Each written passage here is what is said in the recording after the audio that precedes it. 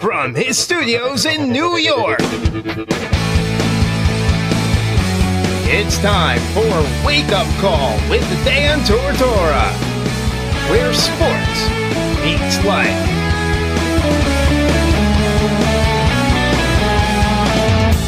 Here's your host, Dan Tortora.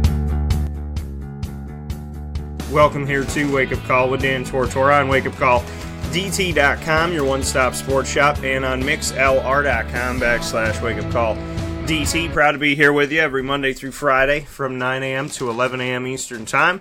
Hope you're enjoying your TGIF early right now and taking some time for yourself, for the family, for friends and whatnot, and enjoying the day today. Beautiful day, and we're definitely in spring. I think we are past our winter clock. I think we've made it at this point, and I think it's time to relax, take it all in, and enjoy what we have coming up today. So appreciate y'all for being a part of the show and a part of the broadcast every Monday through Friday from 9 a.m. to 11 a.m. Eastern Time right here on MixLR.com/WakeUpCallDT. Let's hop into the morning menu because there's more than enough to discuss today, so let's get into that right now.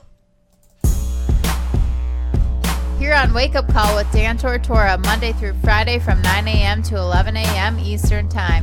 We like to start off the show by giving you our menu of topics. The morning menu, that is. Live now with the morning menu is Dan Tortora.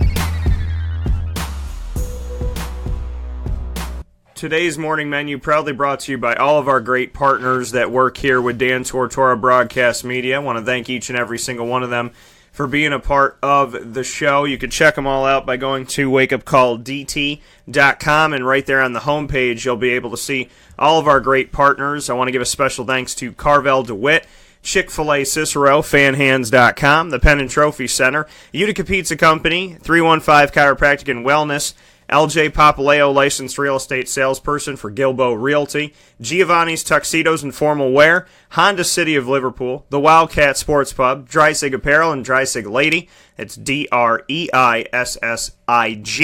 and Looking Glass Events. I also want to give a shout out to my brother's show, which, not my brother's show, but the brother show, the other show that we do, the entertainment show, and that is Super Powered Pop. Big shout out to the Fourth Wall Comics and Collectibles, located on 41 New Hartford Shopping Center in New Hartford, New York, right by Utica, New York. So make sure that you hop over there. Not too far from Central and Upstate New York, and definitely the place you want to be for comics and collectibles. So make sure you find your way over to a phenomenal place that I love to go to, and that's the Fourth Wall Comics and Collectibles. Good prices, good people, great conversation, and trying to do things for this community that this community hasn't seen, and like the events that they just, the event that they just hosted with some of the comic book men, with Brian and Walt from the stash. That's, obviously Jay and Silent Bob and whatnot. So thank you to the Fourth Wall for all that they do for Dan Tortora Broadcast Media and, of course, for Super Powered Pop. With that being said, we're here this morning on Friday, May 11th of the great year 2018. And it's time to get into some things we're going to do today that I'm very excited about. The annoying moment of the week is what we always do to start off Friday's show. And then at 9:30 a.m. Eastern Time, we're going to be joined by Samantha Tortora. That's right, we're going Tortora squared. I don't know what that's going to do to the show. I don't know if it'll put us in an infinite loop of Tortora wonder. I don't know what's going to happen. But I know that Sammy and I will be on the air at the same time on different sides of this thing, so I'm very happy that I'll be in the studio here. Sammy's going to be in Albany talking with us. She is a sophomore for the Albany Great Danes lacrosse team, and she did a phenomenal job. She took it to the number one team in the nation, and despite not getting the dub, she definitely put a lot of great work together, and like I said, their final regular season game that they had at home, they went up against Stony Brook, the number one team in the nation, not just the America East Conference, and she was able to account for 6 of the 8 goals scored against the top team in the nation. So Sammy will be joining me around 9:30 a.m. Eastern Time for significant Soundbites, And then at 10 a.m. Eastern Time, I'll be joined by Mike Sofka. For those of you that missed the man, Mike of Hall of Fame FantasyFootball.com and I always discussing the NFL. It's linked to fantasy football and reminding you that if you want to learn about fantasy football, if you want to get your information and you want to get prepared, you come to us, Hall of Fame FantasyFootball.com, as well as wakeupcalldt.com and going to the fantasy football page. Mike and I know that fantasy football is a round-the-clock thing. It's not just during the season, it's all the time. So for you to be prepared, we're going to discuss some of those off-season moves in the NFL that we believe could affect your fantasy roster right away. And then at 10:30 a.m. Eastern Time, I'll be joined by the man who's hanging out in studio this morning, and that is John Newman of Newman Sportscards. We're going to discuss more from the sports card world. We're going to do it on video on Facebook Live. You'll be able to watch. And, of course, here on mixlr.com/wakeupcalldt, you'll be able to hang out with us here as well. We're going to start it at 10:30. Typically, the show goes to 11. More than likely, we're going to go a little bit over that, so you'll be able to get an extension of the show here on mixlr.com/wakeupcalldt, and you'll be able to watch us on Facebook Live as well. I want to thank everybody that's been watching the videos and hanging out with us. We cover different topics. We connect it to the sports world. We have a lot of fun, and we always release some cards that we have in our collection during this, so it's really cool for us to do that for you as well, as John Newman owns Newman Sports Cards, and I just love collecting. I've started to sell a little bit myself, had a lot of success with that, so it's good to, send my cards off to people that want them and want to put them in their collection, and it's nice for me to be able to, clear out some stuff because I've been collecting since I was a little kid, so it's definitely an environment that I love to be in because I love the fact that you can look at these. I mean, I have cards all over the studio, and I love looking at them and collecting my favorite players and getting some autographs and showing them to my dad, Kate's father. I call him Dad, not Dad-in-law. He's a good dad. And him and I were hanging out yesterday after the show, and I was able to show him the Hank Aaron that I got from Newman Sports Cards, and also the Hank Aaron Game Used Bat card, and the Reggie Jackson Game Worn piece of the pinstripe pants, and he was losing his mind over it. So, and he's been a collector for a while. He said that he sold part of his collection and got a down payment on his house a few years back. So he definitely knows how to collect, and he's got some good stuff himself. So this is, it's just a cool world, and it's an extension of sports and an extension of Wake Up Call. It allows me to do something new and different, something you don't see when you turn on the TV and you're watching this network or that network or listening to this radio show. You don't get it from anybody else. And here we're using what we have and what we've done and the community we've grown to extend out to you and say, this is something else. This is something special. And I love it. So we're very excited to be back here on the broadcast in just a little bit. John and I, after Mike and I speak, John and I are going to be having a conversation about a real autograph versus a fake auto, the facsimile autos that if you see them on eBay and you're like, wow, that Brian Harper autograph card refractor is only $10. Of course I'm going to buy it. I mean, these people are crazy. And then you get it to your house and you realize that it's a facsimile. It was printed on there. It's like when you get a letter from like the president of your university and they signed it but didn't really sign it, and it's just printed on there like everything else is. So you have to be careful, you have to look close, and obviously people that are selling them online have to be honest about what you're getting. So with that being said, we're going to have a big time conversation on real signatures versus fake, the facsimile signatures, and why you should be careful when you're out there trying to get the right stuff for your collection, and why you should pay close attention to what's going on. So the sports card world, like any other world, you got to look out for yourself, and you got to make sure that you're being honest and that people are being honest with you. So we'll check that out in just a little bit here with John Newman. And that is going to be the show for today. So we are jam-packed with information and excitement. It's a great Friday. We got great people coming on here. and we're going to get started with the annoying moment of the week right now. Dan Tortora proudly brings you Is that for real? Are you kidding me?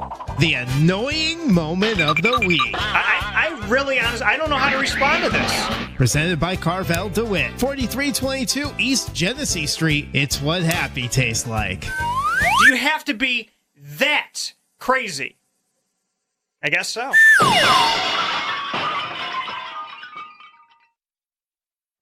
The annoying moment of the week proudly brought to you by Carvel DeWitt, 4322 East Genesee Street in DeWitt, New York, like you just heard.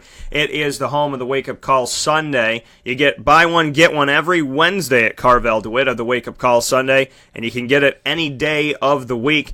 Carvel, wonderful, beautiful, exciting, and tasty ice cream, vanilla chocolate or a twist, topped off with my signature cookie dough pieces and caramel swirl. Head out to Carvel DeWitt today and get yourself the Wake Up Call Sunday. Caramel and cookie dough, the marriage that should have happened a long time ago. I rhymed because I was brought up on Dr. Seuss books, and I want to thank my grandma for one fish, two fish, red fish, blue fish. And now it is time for you to get yourself over to Carvel DeWitt. You knew I was going to connect Carvel to Dr. Seuss today. I knew you felt it happening. I did too, but I didn't. But I did, and I'm happy that we did that together today. The annoying moment of the week. Well, I have a couple. And so we always like to call that two scoops. The first scoop is middlemen. Or middle women. Middle Earth. I don't know, for those of you that are big fans of Lord of the Rings. But middle people. Not a big fan of middle people. The people that you know somebody, let's say like an agent, perhaps. An agent per se. Where you know the actor or the sports person or whoever it may be, the writer, and you say to them, "Hey, would you like to do this? Would you like to work together on this? I think this would be great for us." And they go, "Yeah. Just talk to my agent." And then the agent is condescending, rude, disrespectful, lying, just wasting your time. Middle people. And not just that. When you go to interview a coach and the coach is like, "Yeah, man, just call me up." And then there's a little tiny person somewhere going, no. And a coach says, "Hey, I'm available on Wednesday." And then you get in touch with that person. You say, "Hey, coach said he's available Wednesday." And they're like, "Yeah, we're going to have to do the Wednesday the 12th, like a year and a half from now. That'd be great." The people that want to feel important. The people that want to be in power. And they're directly attached to the horse of the actor or the actress or the musician or the writer or the whoever that you're trying to get to. That's the person that you're trying to work with. But the middle people, they like to say no because it makes them feel good, because for that moment in time they feel important. I mean, it's not a long annoying moment of the week. It's just a reminder to those middle people that when you are disrespectful, rude, nasty, lying, and wasting people's time, you're representing your client. And whatever you do connects to that client. And smart clients look to you and go, "I'm either going to get rid of you or you're going to change your attitude." So to the people that want to feel important, that don't actually do things that are important, maybe start doing things that help the world. Maybe start connecting with people and branching out and reaching out to people and not being judgmental of people and saying no every time. But maybe be nice to people. Maybe think the best in people. Maybe expect the best in people. You may be surprised that some of us good ones are out there. And when you piss us off, you got nobody to help you. And you might be set in a place where people love your clients, but they don't want to deal with you. And that ultimately is going to hurt your client, which is going to hurt your checkbook. And you'll eventually have to work with another client who maybe likes that you piss people off. But middle people need to understand, you're there to be a gatekeeper. You're there to help weed out bad information. But you're also there to build good relationships. And if you don't know how to do that, you probably should find another profession.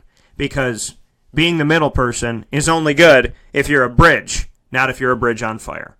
The second annoying moment of the week that I have for people is, I had this, I know we've talked about customer service before, so I'm not gonna lean too heavily on customer service. But it's let's say it's efficiency, right?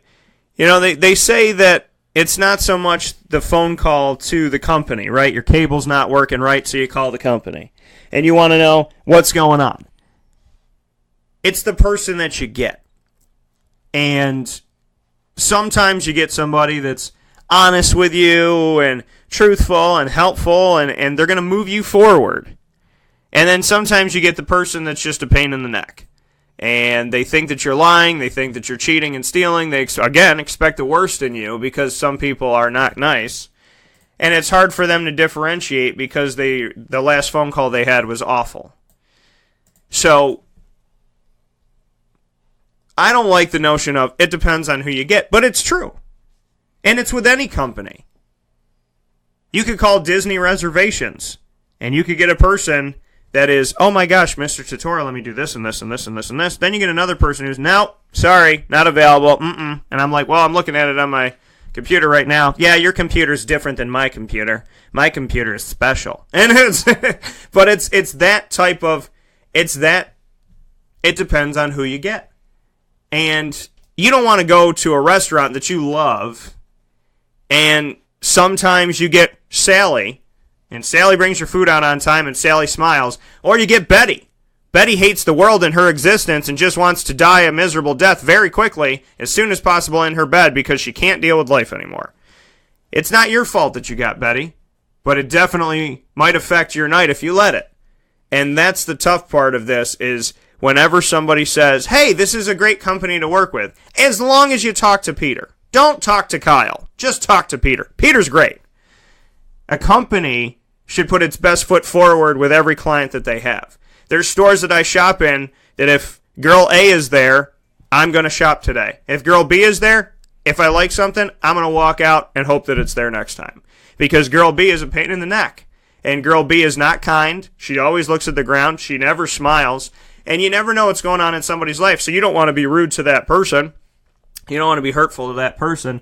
But as a customer, which we all are, we don't want to go to a place where it's good if you get A, but if you get person B, it's probably going to be frustrating. You always have to put your best foot forward. It's very hard to find good people. As the owner and president and CEO of Dan Tortora Broadcast Media, LLC, interns are hard to find that are good and that are there. I mean, I had interns years ago when I was on one of the radio stations and the traditional radio stations, and one of them didn't show up for multiple weeks. Then she came in, and they hired her full-time to take a job, started paying her, and she never apologized, never spoke to me again, but she got promoted for not showing up to her job. Now, that girl will always not show up to her job or not show up on time or take weeks off because she has now been told by that company, your minimum or below minimum is completely fine with us. And that's not how I roll. I want you to be on time. I want you to be early. I want you to talk with me about stuff. If you don't understand something, I want to work it out. If you have an idea, I want you to bring it to me. I don't want you to be the person that's just, grabbing water for everybody and wiping everybody's toilet seat off. That's not what I expect, and I would never ask somebody to do something like that. I expect you to learn, to grow, and when you move forward in your life, I want to hope that Wake Up Call gave you something that can make you better, that Superpowered Pop gave you something that can make you better, that CNY Pop Festival gave you something that can make you better. That's what we do here. It's about building up and moving up and advancing. It's not about, hey, you know what, just get my coffee and sit in the corner. I never did that for anybody. I refuse to. And I would never ask anybody to do that for me. Now, John brings tea every Friday that he's here, but that's because John wants to and not because I told him he has to. So let me preface that right here, because I know John's sitting here going, well, I brought him tea today. So he's, man's lying on the radio, but I'm not, because John said, I want to bring you this, and I remember the first time John said it, I said, don't do it, and he said, but I want to, and I said, you don't have to, and he's like, I don't care. So that's the difference from me saying, John, go get me some tea and pop a squat over there and let the big boys play, because I would never run a company like that. So the annoying moment of the week, the second scoop is, don't be a place where it's always, well, if you get this person, that's great, but if you get that person, it's not. And I know it's hard with big companies, but you have to hire the right people. You know, and I brought up Disney because I worked there, and there was, it was 50,000, 70,000 of us cast members that are at Disney, just at Walt Disney World in Orlando. 70,000 people. So you're going to find a bad egg or two. You're going to find an egg that when you shake it, you're like, is there a chicken in here or is this an egg? Not sure if I want to cook it. I'm a little bit terrified about this egg. Some of them are cracked a little bit. Some of them, the yolk doesn't look right. But you have to weed it out. And you have to do your best to figure out what is good. You're not going to know everything about everybody, but when something goes wrong and somebody purposely does something bad, that's when we have to stand up and we have to ask better. And if better doesn't come out, then we need to tell that person, maybe this isn't the place for you. But efficiency is paramount. If I mailed it in half the time I was on the radio, that's not good. If I said I'm going to do this, this, and this, and I didn't do any of it, that's not good. And I can promise you that the projects that I said I was going to work on that I haven't finished yet were in my head this morning. Every single time I have something, it's in my head. Because I know I got to get it done, and I know I have to do it. I got to be efficient with it, and I know that I wouldn't want to wait, so I can't make other people wait. That's how you got to be. You have to say to yourself, am I willing to not do something on my end that I would be okay if somebody else didn't do it on their end? And if the answer is no, which usually it is, then you got to make a change. So don't be the annoying moment of the week.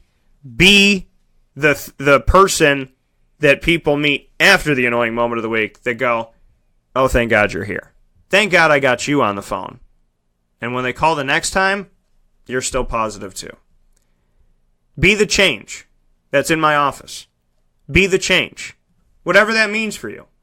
Be the change. Always positive, but be the change. Don't wait for it. Be it yourself. We're going to take a step aside here for a fast break on Wake Up Call with Dan Tortora here on wakeupcalldt.com, your one-stop sports shop, and on mixlr.com/wakeupcalldt. After this annoying moment of the week, we'll take this fast break and come back with Samantha Tortora. That's right. It is my cousin. People, are you related to a Tortora? I'd be like, yeah. We're not a common name. We're not the Smiths. We're not the Thomases. Tortora is not a common name. And Samantha Tortora and I will be back after this. You're going to get two Tortoras at once.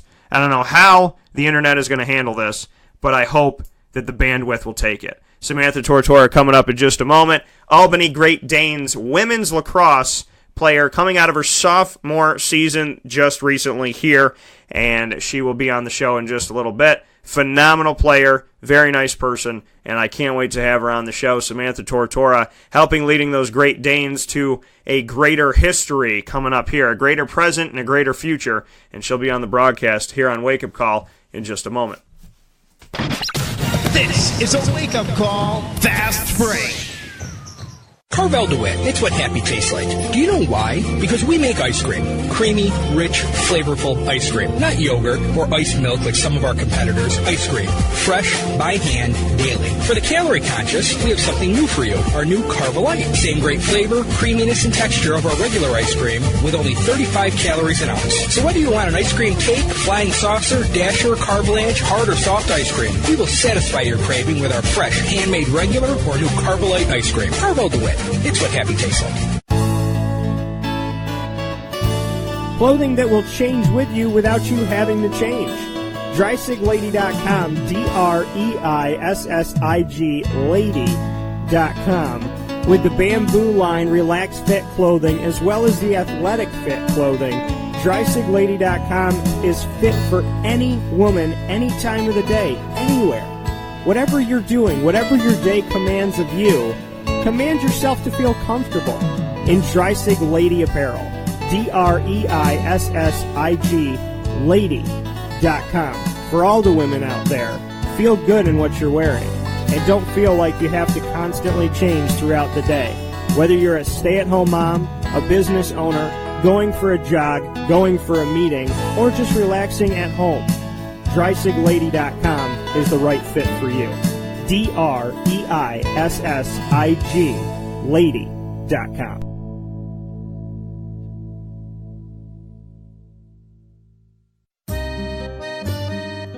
This is Lawrence Popple, licensed real estate salesperson for Gilbo Realty.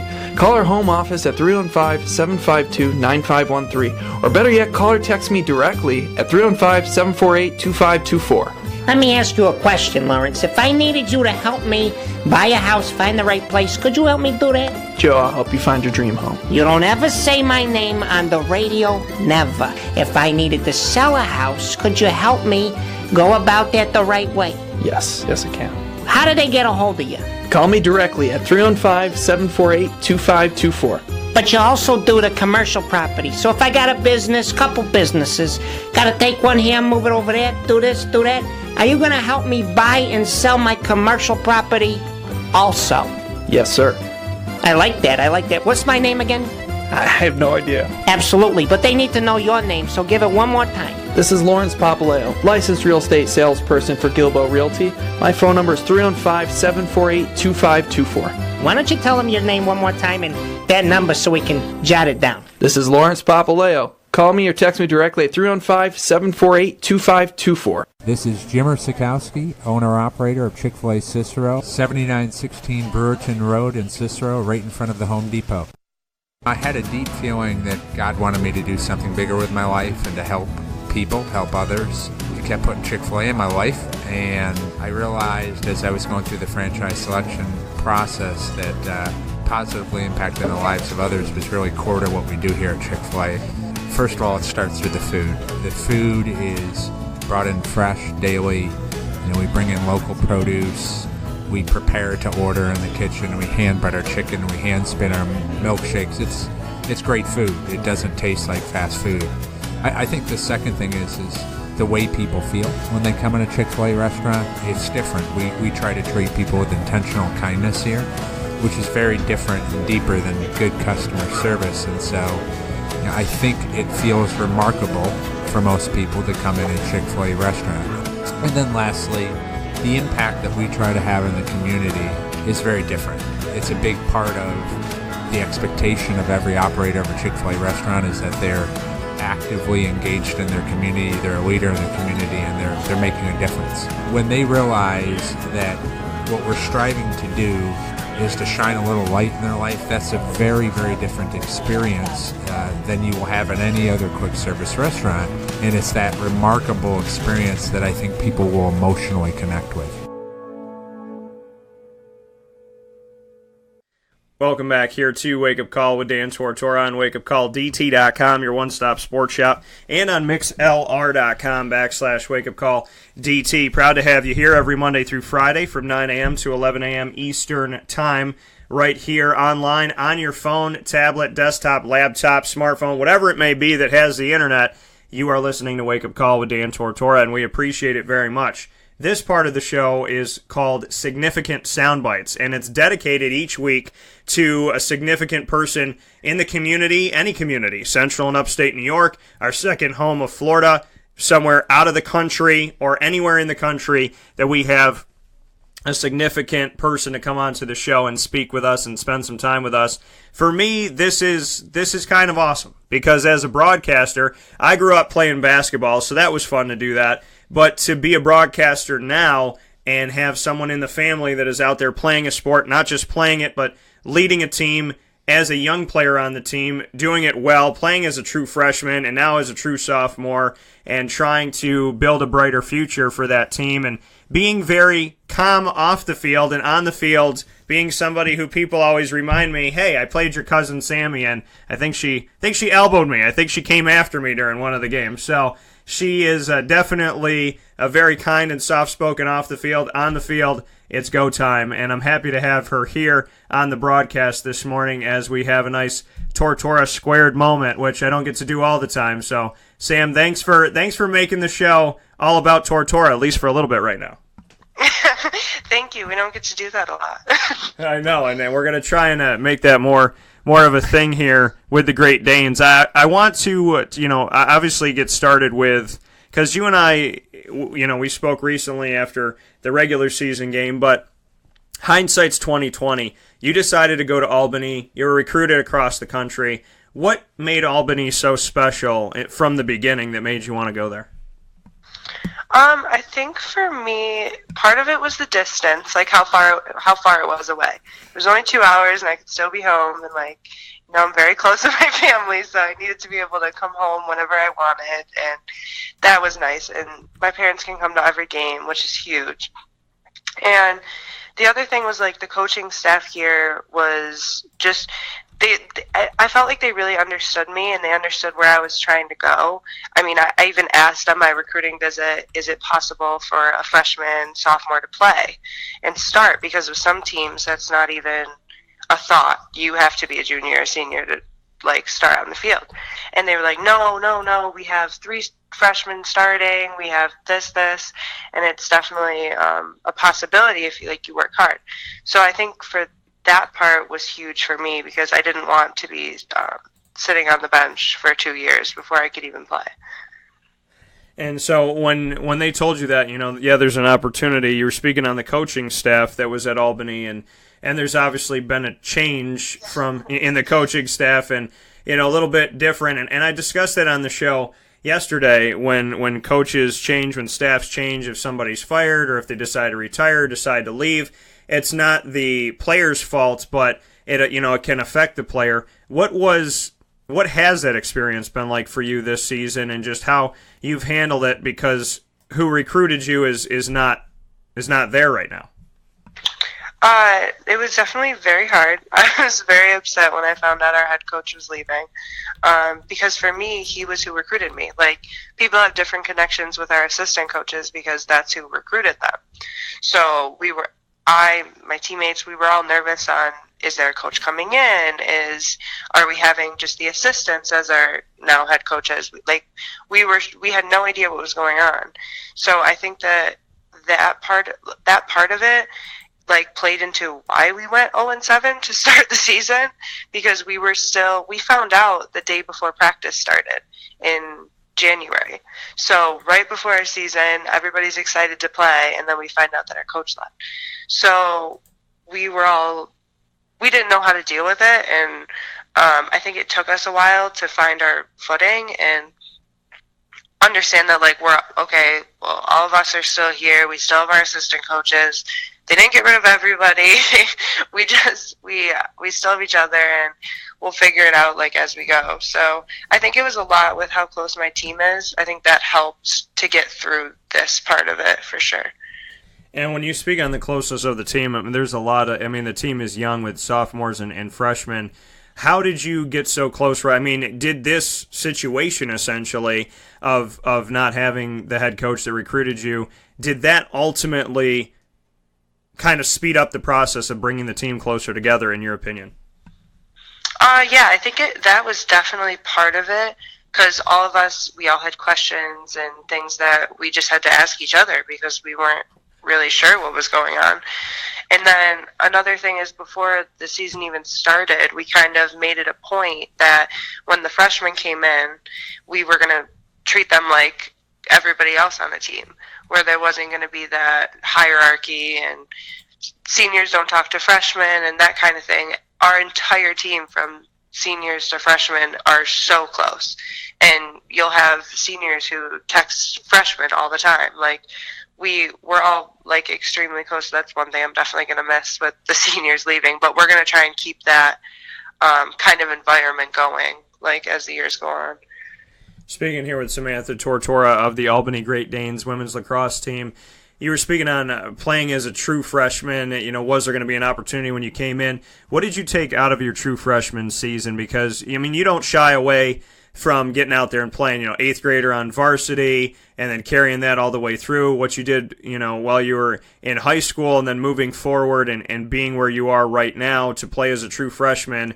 This is normalcy to you. I think that you're one of the people that would fidget a little bit sitting on the bench, but being a true freshman and going through it, what did you take away from being in college and right away having that opportunity right at your feet? I think that I think the biggest thing was I just learned that I was going to make mistakes because I was so young and I wasn't used to getting screamed at all the time. And I definitely had to get used to that. But I can't even tell you how much that helped me become a better player into this year. So, like, I did okay, and, like, I played games in freshman year, but, like, then in sophomore year, I could take everything that I learned and everything I learned from Coach B and take it into this year, which I think really helped my game, because it's two different. High school versus college is the speed, the physicality, everything is so much different, and I don't think people really understand that. And when you look at the speed of the game, I mean, how much of a change was it for you? I mean, you don't show it when people are watching, you know, you obviously play there, but I mean, how different did it feel when you were there in Albany as a true freshman? Because, you know, like, I mean, I have people tell me all the time, you know, Samantha's on another level. You know, it's not normal lacrosse. She just goes out and they ask her to do something, and she does it. Did you feel a big change, or for you, did it come naturally, or how was it for you? I definitely felt it in my body. I was very sore, always sore during the season. There's literally not a day where I'm not crying because of how hurt my legs are. But it's like, it's so fast, and with our team, we don't really sub for midfield, and I run midfield.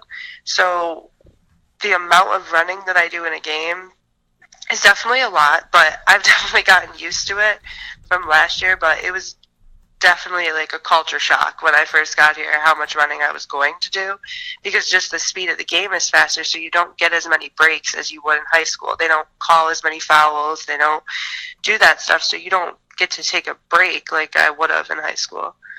And when you go back to high school CNS, and it's a school that I work a lot with now, with everything the Northstars are doing across all sports, not just lacrosse. And at Chick-fil-A Cicero, once a month, we have a show there dedicated to student athletes, and I want to thank Jimmer Sakowski and the whole team at Chick-fil-A Cicero for that. Sammy, there wasn't a Chick-fil-A there when you were going, or else you could have enjoyed some Chick-fil-A, so I'm sure that's a little bit sad, but you're going to have to come into one of those CNS ones so you can get yourself some Chick-fil-A. Oh, I definitely will. Next time I'm home. Now, being at CNS and having the opportunity that you had there, just what you could say about those moments. I know you played basketball and lacrosse and did well in both. I know that ultimately your heart took you in the direction of lacrosse, but just what your time at CNS meant and what you took away from being a North Star for that time period in your high school days. I definitely miss it. It was a lot easier than college, but I definitely took away a lot during high school, and I think high schools do the best they can to prepare you for college. They can't get you ready for everything, but my basketball and lacrosse coach definitely did everything that they could to prepare me to be at the next level. So that was huge, and like I hope they continue to do that because it definitely gave me a step up. And when you look back at your time at CNS, what were some of your greatest moments? Because, you know, on the basketball side of things too, there was so many good moments for CNS with Eric Smith, and continues to be for CNS. But your defense was brought up a lot there on the court as well. What do you take with you from the basketball court now that you're just doing lacrosse and zeroing in on lacrosse? Do you miss basketball at all? And what were some of those moments that you take away with you? I definitely miss basketball. I go shoot around. We have like rack courts, so I've always wanted to go play because I miss it that much. But I think that playing basketball gave me such an advantage, and especially college lacrosse, just because the intensity, the physicality is probably the most thing that can like relate to each other. With basketball, you're hitting each other, you're playing defense, you're constantly bumping into each other, and that's just how it is on the field.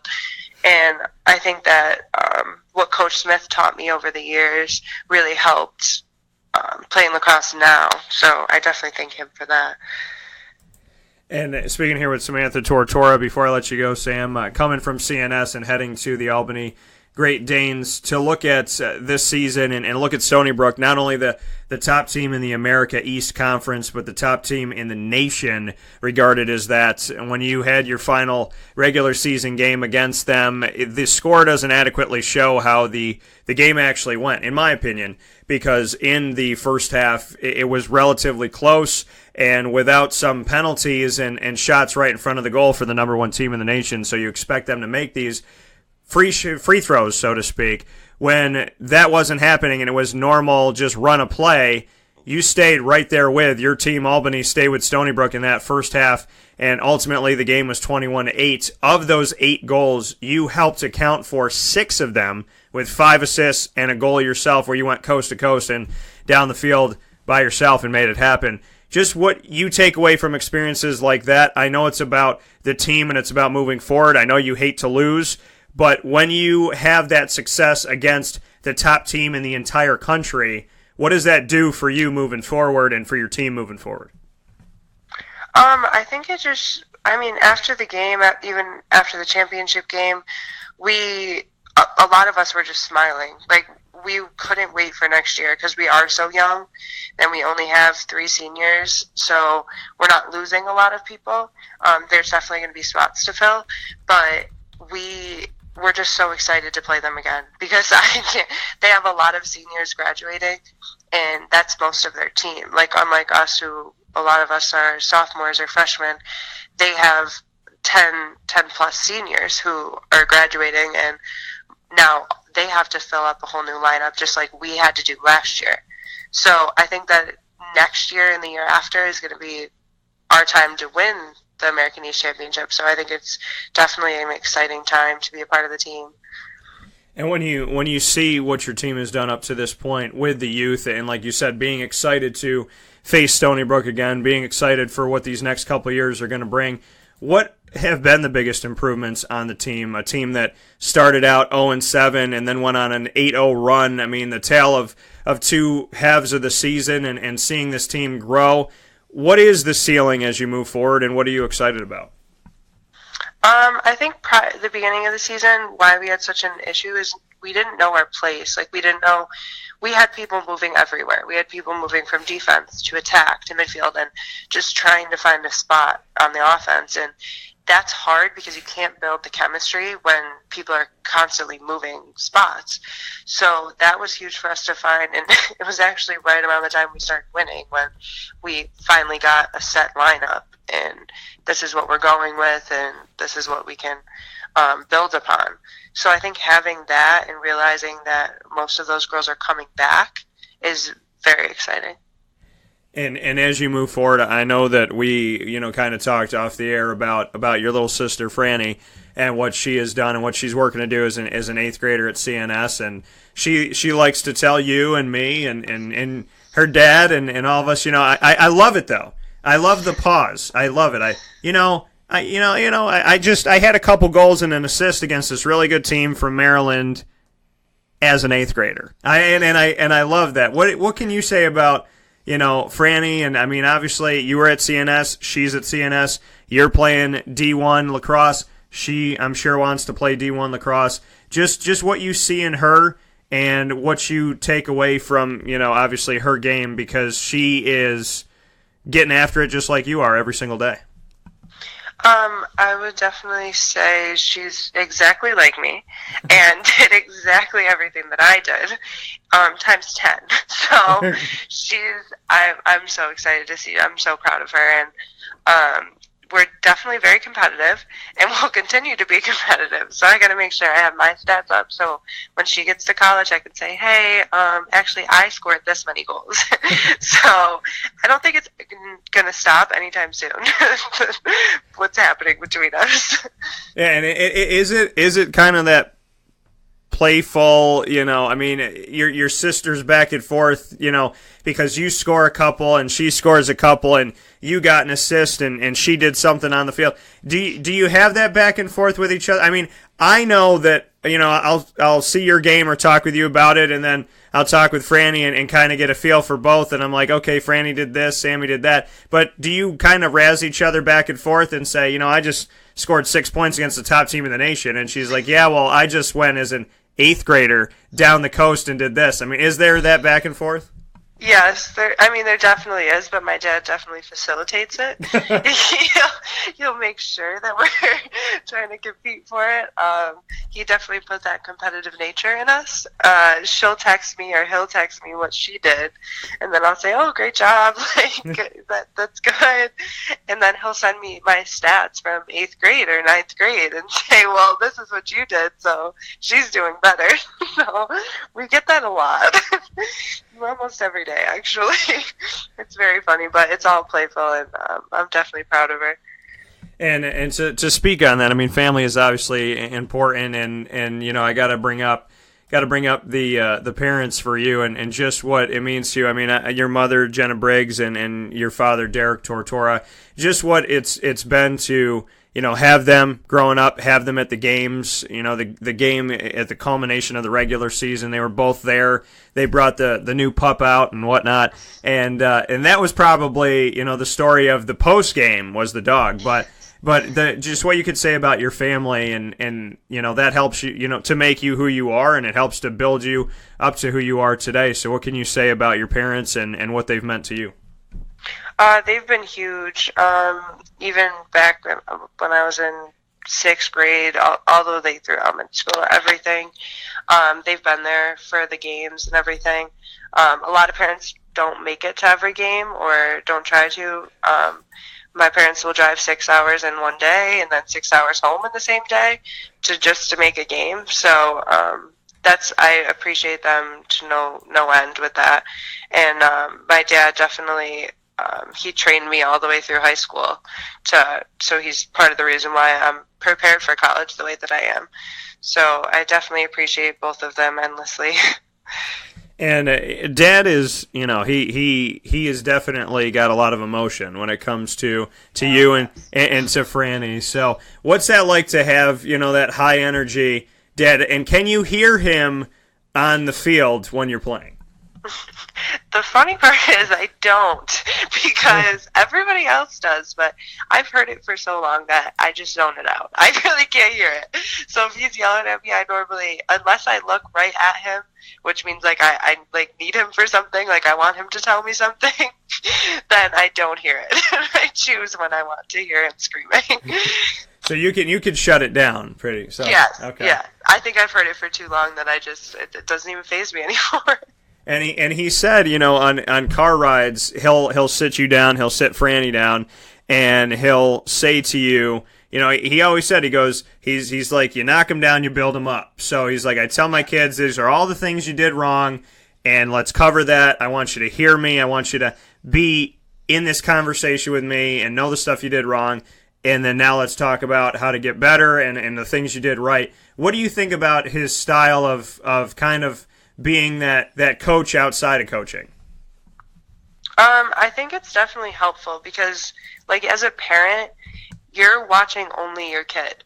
You're not watching everybody on the team like a coach is, or trying to keep track of how many turnovers are here, stuff like that. They're keeping track of team stats, not personal stats, and like what specifically you're doing wrong.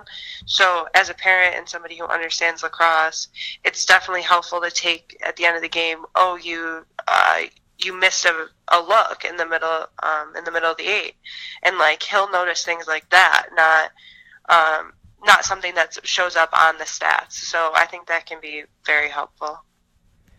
That coming from Samantha Tortora. Sam, I want to end this by doing something that's called rapid fire. And we've done it for years on the show. It has nothing to do with sports. I'm going to throw a bunch of questions at you. I'm going to throw a bunch of random questions at you. I want you to give me the first thing that comes to mind. Are you ready to play? I think so. Okay. Samantha Tortora, the Albany Great Danes. Yes, we are related. No, I am not her father for somebody that asked me that. But I'm too young to be her dad, but happy to have her here on the show. Sam, your first rapid-fire question is, if you could have anybody play you in a movie about your life, who would it be? Oh, no. I don't know. Wow, I really don't know. Probably a reality TV person. I am a huge reality TV person. I love it. Okay. And they're so funny. One of them. Okay, so I'm going to have to throw this out to you then. What are the reality shows that you watch? Well, currently I'm watching Jersey Shore and X on the Beach. I'm like really bad with MTV reality shows.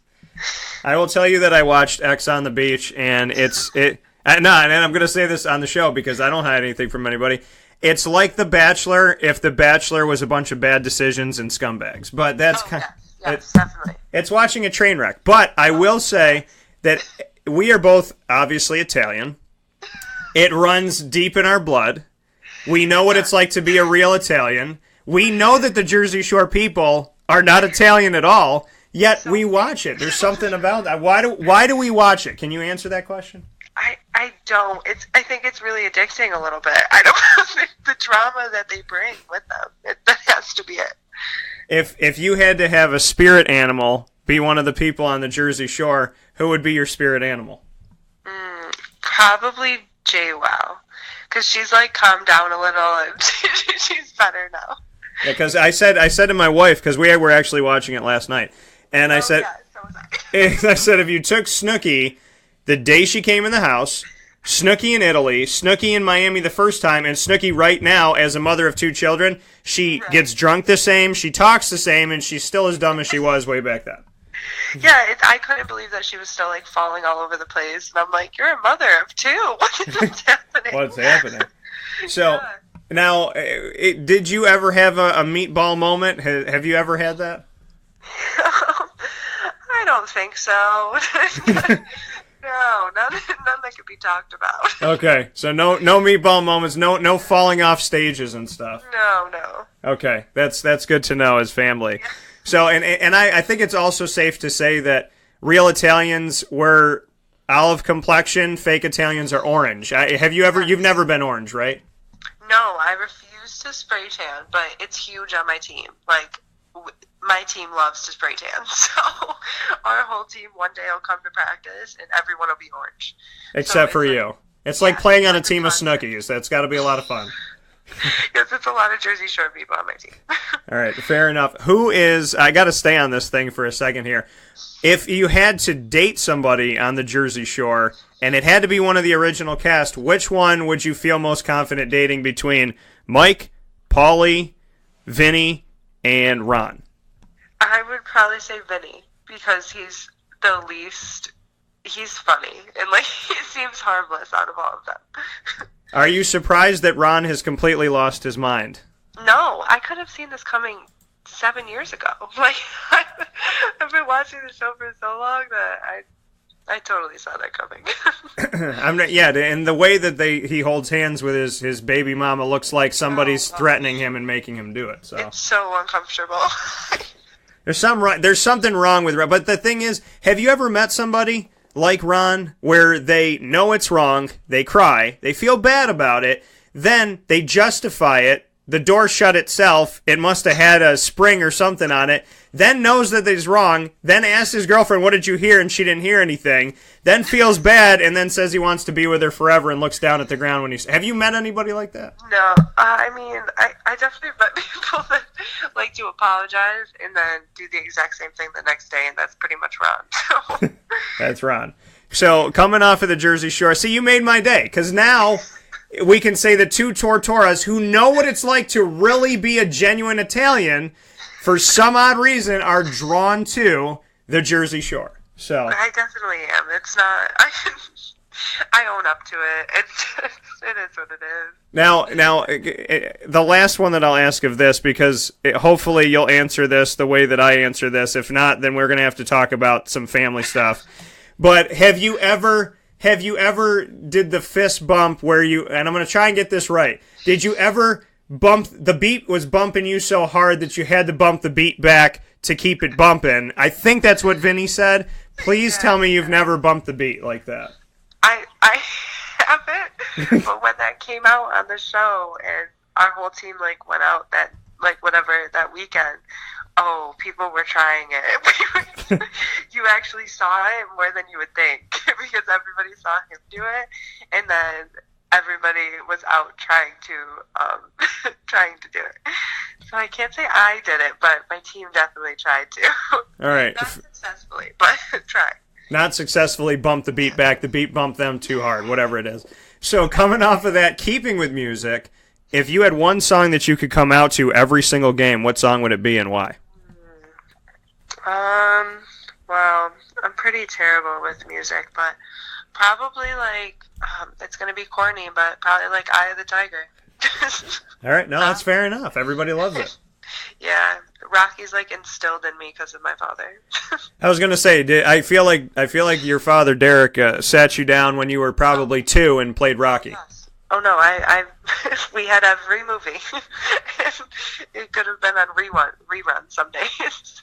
Yeah, and back in the day when you couldn't there was no DVRs and on-demands and all this stuff, Rocky was played around Christmas time because my grandmother always had it on. Oh, yeah. And then when the one Rocky came out on Christmas Eve, my family was in the movie theater on Christmas Eve. My goodness. I got to ask you this. Your dad said that you guys have your own traditions, and we were talking about building traditions with family and doing special things as a unit, and he said, we'll make meatballs and pasta, and he said, Franny and Sammy and I will sit there and we'll eat meatballs and we'll throw meatballs at each other. How often do you have a food fight with your father? More than you think. We definitely it's huge at my dad's house too. We always he'll always cook huge meals. It's just unbelievable. And then we're definitely not serious about it. It's very always informal. We'll have huge amounts of food, but everything's always informal, and that's pretty much how Italians work. So yeah, what is your favorite meal? Do you cook or no? I do cook here because, if I didn't cook, I wouldn't eat because I actually have a kitchen in my apartment, so I have to cook. But definitely chicken cutlets and pasta and meatballs, homemade pasta and meatballs, not some other kind. You got to get that stuff at home. When somebody tells you they had authentic food at the Olive Garden, what is your response? Oh, wow, that's the worst thing. I fight with people all the time. I'm like, that's fake Italian. Why are you eating that? I don't understand. My dad never even let me go there. So you never experienced the Olive Garden? No, I went one time with my team had a team dinner there, so I had to go. And I tried it. It was horrible. I can't.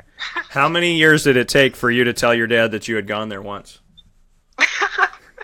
I think I called him right after and was cracking up on the phone because I was like, you've always told me this place is horrible, and I never really believed you. And I tried it and I totally understand.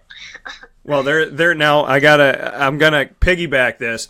In Scranton, Pennsylvania, there's this place called Old Forge, or not Old Forge. It's called I think it's Old Forge, PA, something like that, because there's an Old Forge, New York. But there's a place that's right by Scranton, and they said, this is they've deemed themselves the Mecca of pizza. Now, I would think that that's Italy, but they've said, no, we are the Mecca of pizza. We are the home where pizza is made. This is where you get the best pizza in the world. And people in Pennsylvania swear by it. I'm going to describe to you the pizza. And, I'm going to tell you what I did, and then I'll describe to you the pizza. So, I was an orientation advisor for Marywood, whatever you wanted to call us. We were the orientation people. And so we were going to eat at 10 a.m., and then we weren't going to be able to eat for the next, 6-8 hours. So they're like, fill up on this pizza. They got us all this pizza. And so I opened up the box. I looked at it, almost threw up in my mouth a little bit. Then I tried the pizza and almost threw up in my mouth a little bit. I called my mother and I said, if I take one more bite of this pizza, I feel like I'm spitting in the face of every ancestor I've ever had. Now I will tell you the pizza. It smelled like ragu, the sauce, and they were, in squares. I know pizza comes in squares and in triangles, but I think triangles taste better. I don't know why. Yeah. And so it was ragu-type sauce with deli sliced American cheese yellow on top. No. And no, it's so bad. I can't. That's Albany's pizza is actually horrible. I can't eat pizza here. I haven't found a place that's even decent, so I can't wait to go home on Sunday and get a huge pizza from Peppino's or somewhere that is in Syracuse, based in Syracuse, because I miss pizza so much. It's really unbelievable. I have to tell you now, Utica Pizza. Have you been there in North Syracuse?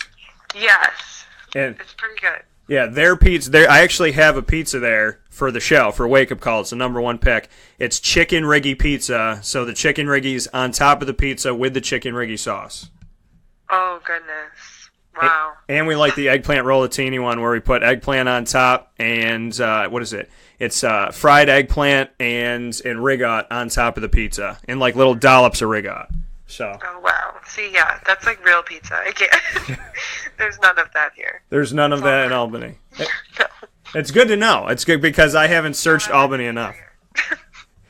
So you're happy to come home. You're happy to do that. My final rapid fire question, because I'm going to save a bunch for the future. So my final one for today is, if you could change anything about your life up to this point, is there anything you would change? Probably not. I'm a huge believer in that everything happens for a reason and every experience takes you to the next thing. So, honestly, probably not. Fair enough. Now, Sammy, in all fairness, since I always do this now with rapid fire, before we jump off, I am going to allow 3 questions to come from you to me. Since I put you on the hot seat, now on live radio, you get to do that to me, and I have to answer the question. Oh, gosh. So, three questions, whatever you have on your mind, go when you're ready. Okay, who do you want to win NBA Finals? This really sucks because LeBron pisses me the hell off. But I respect LeBron, but I'm just what he did to Toronto. I mean, Toronto just literally if those Raptors were in a Jurassic World movie, the humans would always win. So I'm very frustrated. So if I had to choose, I really love Steph Curry, so I like Golden State, but I would love to see Boston make it to the finals and make it interesting. Yeah, that would definitely be huge. I'm just going to stick with sports because that's all that's on my mind. Okay. So what about baseball? Do you watch any baseball?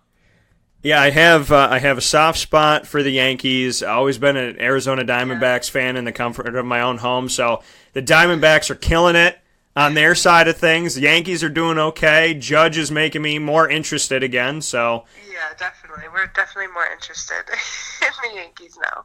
Yeah, I never told you this, but I like to create names on Wake Up Call that nobody else uses. So, A-Royd was the name forever for A-Rod, and I, back in 2008, which was a decade ago, so it's a 10-year anniversary of this name, I dubbed him Steroid Rodriguez on my show. So, I don't like him.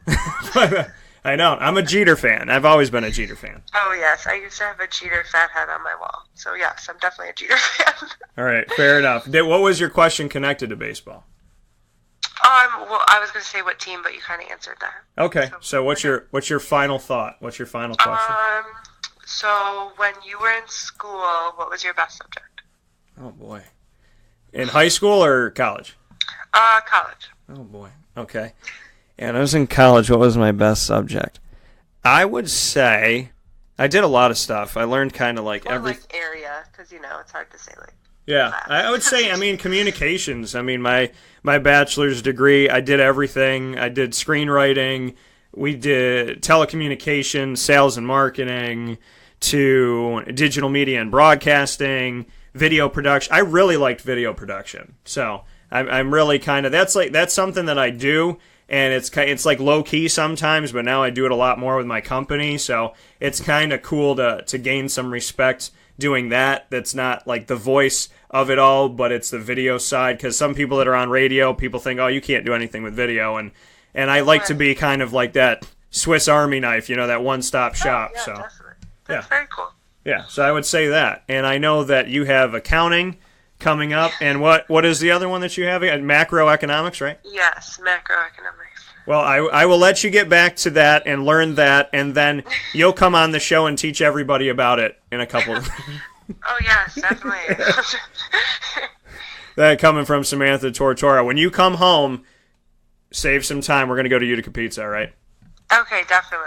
All right, we're gonna make that happen, and we're just gonna keep ordering pizza. We're just gonna do that. We're gonna order pizza. I'm gonna bring the computer. We're gonna watch Jersey Shore while we eat the pizza. That's how. That might be all I eat for like 2 weeks. I'm not kidding. I just haven't had it in so long. Well, you know what? You got to like build it up while you can, because then you're gonna go back to Albany and there's not gonna be anything there for you. Exactly. So. Right. That's the problem. So Yeah. I have to. Take it while you can. So that coming from Samantha Tortora. Sam, I appreciate it. As always, this was a lot of fun for me, and I appreciate you being a part of the show and all the work that you're doing. So get back to studying, and I'll see you at Utica Pizza when you come back to Syracuse. Definitely. Thank you so much for talking to me. All right, take care, Sam. Okay, bye. Bye. That coming from Samantha Tortora. Yes, we are related. No, she is not my daughter. She is my cousin. I love it. Little kids don't know. So, a little kid asked me, he's probably like, 10 years old or something like that, and he was like, "Are you related to Sam?" And I said, "Yeah." And he said, "Are you her dad?" And I was like, "That's not physically possible. I don't think it's humanly possible for that to have happened." So I am not her father. Derek is, and great dad, and I want to thank the family, her mom Jenna, her father Derek, obviously her little sister Franny, and Sam for all that they do, and for the amazing kind of ride that I've gotten to have, getting to know them and seeing them in the sports world has been pretty awesome. So it's always nice when you can bring on another Tortora and talk about the Jersey Shore and also discuss the success that they're doing in the community. So our name is not common. So when you see it, we're probably related, and it's great to own my own company and be seen for positive things and good things and trying to do good in the world. And it's also great to see Sam doing that and see Franny doing that as well. So God bless and keep it rolling, young ladies. And I appreciate Sammy being on the show today, and I appreciate Franny coming out to our CNS show a couple months ago. So with that being said, we're going to take a fast break and come back with Mike Sofka in just a moment. This is a wake-up call fast break. This is Jimmer Sakowski, owner-operator of Chick-fil-A Cicero, 7916 Brewerton Road in Cicero, right in front of the Home Depot. I had a deep feeling that God wanted me to do something bigger with my life and to help people, help others. I kept putting Chick-fil-A in my life, and I realized as I was going through the franchise selection process that positively impacting the lives of others was really core to what we do here at Chick-fil-A. First of all, it starts with the food. The food is brought in fresh daily. We bring in local produce. We prepare to order in the kitchen. We hand bread our chicken. We hand spin our milkshakes. It's great food. It doesn't taste like fast food. I think the second thing is the way people feel when they come in a Chick-fil-A restaurant. It's different. We try to treat people with intentional kindness here, which is very different and deeper than good customer service. And so I think it feels remarkable for most people to come in a Chick-fil-A restaurant. And then lastly, the impact that we try to have in the community is very different. It's a big part of the expectation of every operator of a Chick-fil-A restaurant is that they're actively engaged in their community, they're a leader in the community, and they're making a difference. When they realize that what we're striving to do is to shine a little light in their life, that's a very, very different experience than you will have in any other quick service restaurant. And it's that remarkable experience that I think people will emotionally connect with.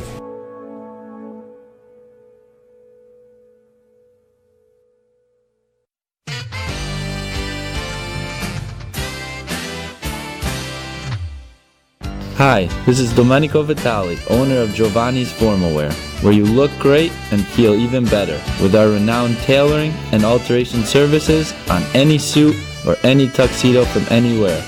Call 315-455-8729. That's 315-455-8729. Stop in locally on Route 11 in North Syracuse, next to the Ponderosa Plaza, where you can choose your style, get fitted, and tailored, all at Giovanni's Formal Wear.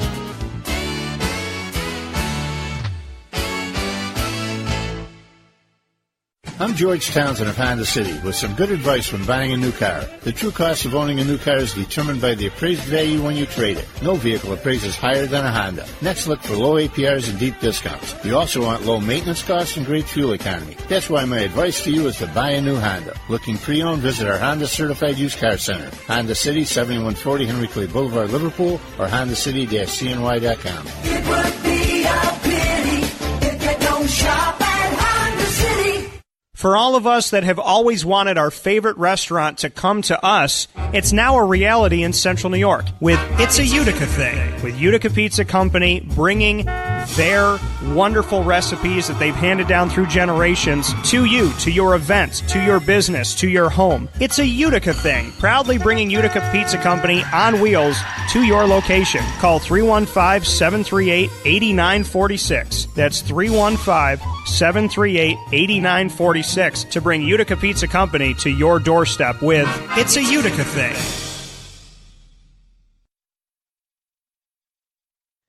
Welcome back here to Wake Up Call with Dan Tortora on wakeupcalldt.com, your one-stop sports shop, and on mixlr.com/wakeupcalldt. Proud to be with you every single Monday through Friday from 9 a.m. to 11 a.m. Eastern Time. Always having some fun with you here on the Wake Up Call airwaves. We thank you for listening, and we thank you for going to wakeupcalldt.com and clicking on the MixLR live feed. You can listen there. You can also listen directly on mixlr.com/wakeupcalldt. We also want to thank you for going to wakeupcalldt.com and clicking on the RSS feed, the iTunes podcast, and the downloadable app powered by Podbean to give us over 102,000 show downloads up to this point, and it just continuing to make history and growing by the second. So thank you for your love and support and for, appreciating what we do here on our end of the microphone and appreciating the people that come on here, like the man that I appreciate so very much, and that is Mr. Mike Sofka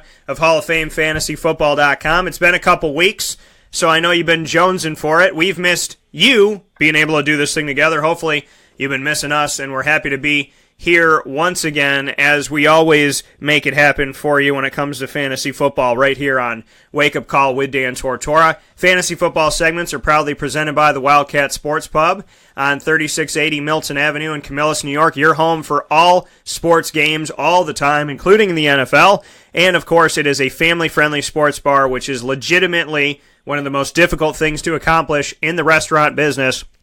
And somehow Danny and Heather made it happen, and we appreciate them for all the awesome work that they have done and for everything that they've helped to do with Wake Up Call with Dan Tortora. With that being said, Mike's on the line right now, and our conversation today is about those off-season transactions that can have a direct effect on your fantasy team. And with that being said, let's bring him into the show. Mike, how you doing today? Awesome. How you doing? Doing very well. And Mike, to get started with this, the transactions that can help affect your team. I want to get to those, some of the moves that have been made and different things that have happened that fantasy football owners should look out for. But before we go there, I want to make a note here. Matty Ryan never won a Super Bowl. 5 years, $150 million contract extension with Atlanta. Thoughts about that? I mean, obviously, for fantasy owners, Matt Ryan's staying in Atlanta. He has Calvin Ridley now from the draft, and that he has Julio Jones. No more Taylor Gabriel, and obviously Roddy White's been gone for a while, and he underperformed. But, another weapon being added in Calvin Ridley. What do you think about Matt Ryan getting a 5-year, $150 million contract? Break it down, brass tacks, it's $30 million a year. Thoughts on that? Yeah, well, it is what it is. I mean, you have to have a good quarterback, and he's a solid quarterback. They've been, over the years, building the weapons around him, and now it's time to pay the piper. Now it's time to cash in, and the last thing that Atlanta needed to do was get in a worrisome situation with his contract. On the outside, on our side, as fans of the NFL and of fantasy football and so forth, on the outside looking in, it's, $30 million a year. That's a lot of money. But the NFL is more about percentages.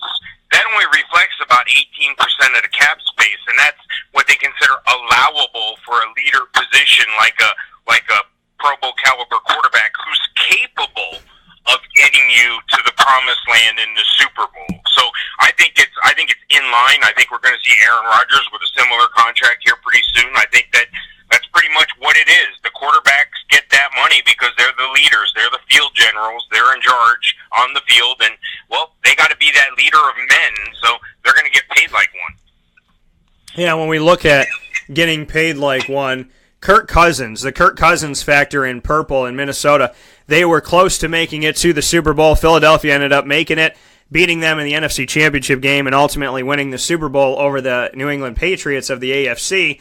What do you think about Kirk Cousins? He has Stephon Diggs. He has Kyle Rudolph. He has Adam Thielen. Dalvin Cook will be back. What do you think about the fantasy factor of Minnesota having Kirk Cousins now? Well, I think Minnesota and Kirk Cousins are in an excellent position. And, we talked about this a lot last year that, it was very likely that Minnesota, who had 3 quality quarterbacks on their roster, would make a clean sweep and bring in 3 more. And they're one of 3 teams that cleaned house in the quarterback department, the others being Arizona and Cleveland. So if you look at what Minnesota has around Kirk Cousins, it's similar to what Matt Ryan has around him in Atlanta. I mean, Dalvin Cook looked like the consummate number 1 running back in the league last year before his injury as a rookie. And then, of course, Adam Thielen and Stephon Diggs, all they do is combine to be one of the biggest threats wide receiver-wise in the league. And then Kyle Rudolph can be a touchdown machine and an excellent red zone target. So I think they've got the weapons around them. You have to pay for those leaders to come in, and I think it's going to pay off for Minnesota bringing in Kirk Cousins. Yeah, I mean, I tend to agree with you that I think that Kirk Cousins can be something. I think there's a lot left in the tank that we didn't see in Minnesota because they didn't appreciate him, and I just don't feel like they did enough on their ends.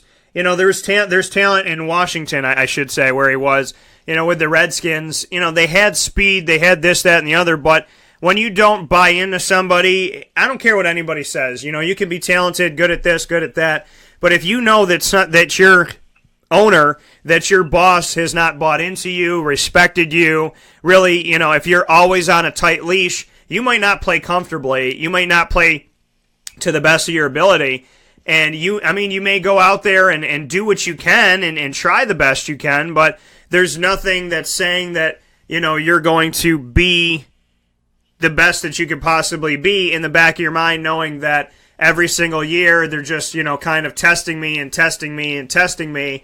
I can't get comfortable. I don't know I'm going to be here for a while, and that can affect things, especially if you have a wife and kids and you're talking with them and she's saying to you, listen, are we staying? Are we going? What's happening here? Is this team going to commit to you or are we going to move across the country or where are we going to end up? So, I think that factor with Kirk Cousins can play into things. I don't think that we've seen everything he can offer. And I think seeing him on a team that actually is going to pay him, believe in him, and give him some time to develop might finally allow us to see what Kirk Cousins plays like when he doesn't have a little monkey on his back that's screaming in his ear. So I think it's a good move, and I like Case Keenum, but I also think that Kirk Cousins is a good quarterback, and I think that he could either keep things status quo, but potentially I think he's going to make those numbers better for Dalvin Cook, Kyle Rudolph, Stephon Diggs, and Adam Thielen as we move forward. Another factor to look at is the Jimmy Garoppolo factor. He was on the team, and I thought they were going to redshirt him. He was coming to the end of a contract, and they were going to have to figure out what they were going to do with him. He got traded over from the Patriots, and in my opinion, they kind of felt like their season was over. They hadn't won a lot of games. I think they were 1-8 or 1-9, something like that. And Jimmy was kind of benched, like, let's not use him, let's not waste him, let's leave him where he is, let's let him, kind of just sit here, and next season will be his season. Also, if we don't show him off and he doesn't do good things, we don't have to pay him more money and nobody can see him. So it's kind of like redshirting to save some money, redshirting because they didn't think that anything was going to happen that season.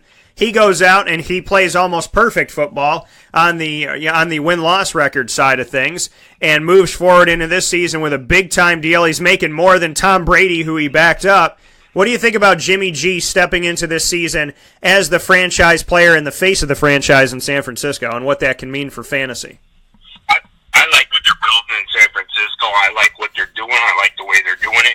They're bringing in quality guys, under-the-radar guys, and they did pretty well in the draft as well. Their defense is getting shored up, but Jimmy Garoppolo is an enigma on his own. Watching him, come into the draft and then going to New England and then backing up Tom Brady, and then when his number was called, he answered and then he got hurt. And then, of course, the trade went down, and I think it was smart what San Fran did in playing him because I think they wanted to see what they really had in their system in Jimmy Garoppolo. And it looked like they they chose the right guy, so that's why he signed with such a big contract at the end there. But, you look at what they got around him. I like Jerick McKinnon a lot. If you're thinking about playing fantasy football next year, or if you play fantasy football, keep that name tucked away. He's probably going to go a lot lower than his value will be at the end of the year. He has the capability of being a top 10 running back, even with Matt Breida and Joe Williams and Jeremy McNichols in tow. But the receiving core has been beefed up a little bit too. Yeah, you got Pierre Garçon, but they also drafted Dante Pettis. Now, I don't look for a lot for him right away, but they do get Trent Taylor and Marquise Goodwin back as well. But you look at George Kittle, I think he's a tight end up on the rise right now. I wrote a blog about him a couple years ago, and sure enough, this is where he's at. He can be one of the top tight ends in the league as well. So much like they're doing around the league, teams are building for today, but also the future. San Fran looks like the future's pretty bright there. Yeah, I look at this, and I look at what San Francisco is doing, and I like what they're bringing forward, and I like how they're, putting this team together. But you bring up Jerick McKinnon, and I find it really interesting what Jerick McKinnon can be to this team because, he was off and on with Minnesota. They're giving you something every once in a while, not consistent. Because of that, I think you're right. I think he's going to drop in fantasy. I think people are going to forget about him. The funny thing is he comes from Georgia Southern, and so does Matt Breida, who's on the team, who is an undrafted free agent. So they got two Georgia Southern guys out in San Fran, and that screams sleeper right there to you. But Matt Breida, was kind of given some time at the end of the season. Joe Williams got hurt, and in the beginning, it was all Carlos Hyde. So I want to see what Joe Williams is going to do. I'm interested to see what Joe Williams is going to do, drafted in the 4th round of 2017. And Jerick McKinnon, all of these guys are potential sleepers. And Joe Williams, I thought, was going to bring more to the table last year, so I'm excited to see what he does now. But yeah, Jerick McKinnon right now, for all intents and purposes, is potentially the top dog there, and people are going to forget about him, and then somebody's going to be drafting late and saying, who's the San Fran quarterback, or who's the San Fran running back? We might be in round number, 13 or 14 that somebody's asking that, and they pick up Jerick McKinnon, and somebody's got to run the rock, and if Jimmy does his job and they protect him, then there's going to be some help there and somebody that can alleviate some of that pressure. And if Jimmy's got his checkdowns right, then we're looking at a potential big-time sleeper in San Fran on a team that I think can bust through the NFC West and potentially make the playoffs this year. Another one I want to bring up is, the last quarterback that I want to discuss before we jump into some of the other positions quick here with Mike Sofka of Hall of Fame FantasyFootball.com here on Wake Up Call with Dan Tortora. Tyrod Taylor, Baker Mayfield, the Cleveland factor. They bring in Jarvis Landry. They draft Nick Chubb. They bring in Carlos Hyde. What are your thoughts? They have Josh Gordon. They have Corey Coleman. There's weapons in Cleveland. What do you think about the quarterback situation? Because in my fantasy leagues, as Mike knows, he plays in them, we do team quarterback. So if it's Baker Mayfield in week 4, but it's Tyrod Taylor weeks 1 through 3, you get the points. If it's Tyrod for the first half, Baker for the second half, you get the combined points. In other leagues, you got to draft specifically Tyrod or specifically Baker. What do you think about the Cleveland factor right now? Yeah, I think if you have a Cleveland quarterback, you're a lot better off than you were in the years past, but you need to temper your expectations. I like what Cleveland's doing. I think they're in the right direction. I've often laughed and joked about Cleveland. They're always my punchline to any joke, but not anymore. I think I need to take this team a little more serious now that with the direction that they're going in. I like the stability at quarterback that they have in a Drew Stanton who's been around the block for a while, can keep the quarterback room in check. And Tyrod Taylor has had his moments of brilliance, took Buffalo to a playoff game, yet he was thrown away like nothing there. And Baker Mayfield, the bright future, the number 1 overall pick. Now, you're going to have patience with every one of these guys, but there's going to be many of opportunity for these guys to excel. Carlos Hyde was outcast in San Fran, but at the same time, he comes in here with an opportunity, but I think that opportunity is going to be short-lived once Nick Chubb gets the ball. But Nick Chubb's not an every-down back. Nick Chubb's more like a 1-2 guy. He's not really a pass catcher, but then you got Duke Johnson as well. The wide receivers are where Cleveland's going to shine. Corey Coleman, capable of being the number 1. Josh Gordon, capable of being the number 1. Jarvis Landry, capable capable of being the number one. And Antonio Callaway, the steal in the draft with the positive drug test and a much maligned career at Florida, he could be the steal of the draft as well. So these guys are loaded for bear. David Njoku showed up last year as well. So I think that's a tremendous opportunity for the quarterback, no matter who it is in Cleveland.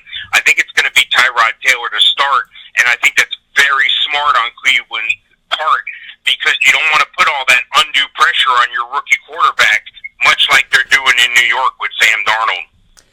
Yeah, and when I look at Cleveland's situation, there's a ton of weapons. I mean, if Tyrod Taylor can't get it done with this, the thing that I question with Tyrod Taylor is he's had weapons before. He's had strong players before. He's had the Sammy Watkins and the Robert Woods and whatnot, and he obviously had LaShawn McCoy, and he had Zay Jones recently here from East Carolina, who holds the record for most career receiving yards in NCAA Division I football ever in the history. And East Carolina also has the number 2 record with Justin Hardy, who went on to the Atlanta Falcons. But when I look at Tyrod, he can run around. He doesn't turn the ball over that much, but he also doesn't wow me. And he doesn't wow me down the field. And if Baker can gun it down the field, and the thing is, Baker throws high. He throws high. So if these guys can reach up and get out and grab it, he's not throwing necessarily at your numbers, but if you look at his highlight film, he's throwing at your face or above your head. If these guys can reel it in, there's some danger zone coming here. But I think Baker ultimately is going to make these receivers better. I don't know if Tyrod is, because I don't feel like Tyrod's going to throw the long ball. And Corey Coleman, Jarvis Landry, and Josh Gordon are capable of getting the long ball and getting after it. So I don't want the dink and dunk. I want to see Cleveland air this thing out. And with that being a potential possibility, Duke Johnson Jr. is your check-down guy. You got Carlos Hyde, who's serviceable, and you got Nick Chubb, who's supposed to be better than he looked this year, so out of Georgia. So for me, Cleveland has all of the reasons to have none of the excuses, and I'm interested to see what they're going to do. Before we finish up here for today with Mike Sofka, speaking on the moves that have been made in the offseason and the fantasy implications of that, Mike, I want to go to something that's been on my mind, and that's Mark Ingram. I brought it up on the show this week. Suspended 4 games for violating the league's performance-enhancing drug policy, forfeiting $1.27 million in 2018 salary/bonus. He's fighting this because he's saying, listen, this is one of the things that if you use it properly, it doesn't break the NFL's rules. So he's going to try and fight this, appeal this, and get in. What do you think about this factor? Should people still draft Mark Ingram?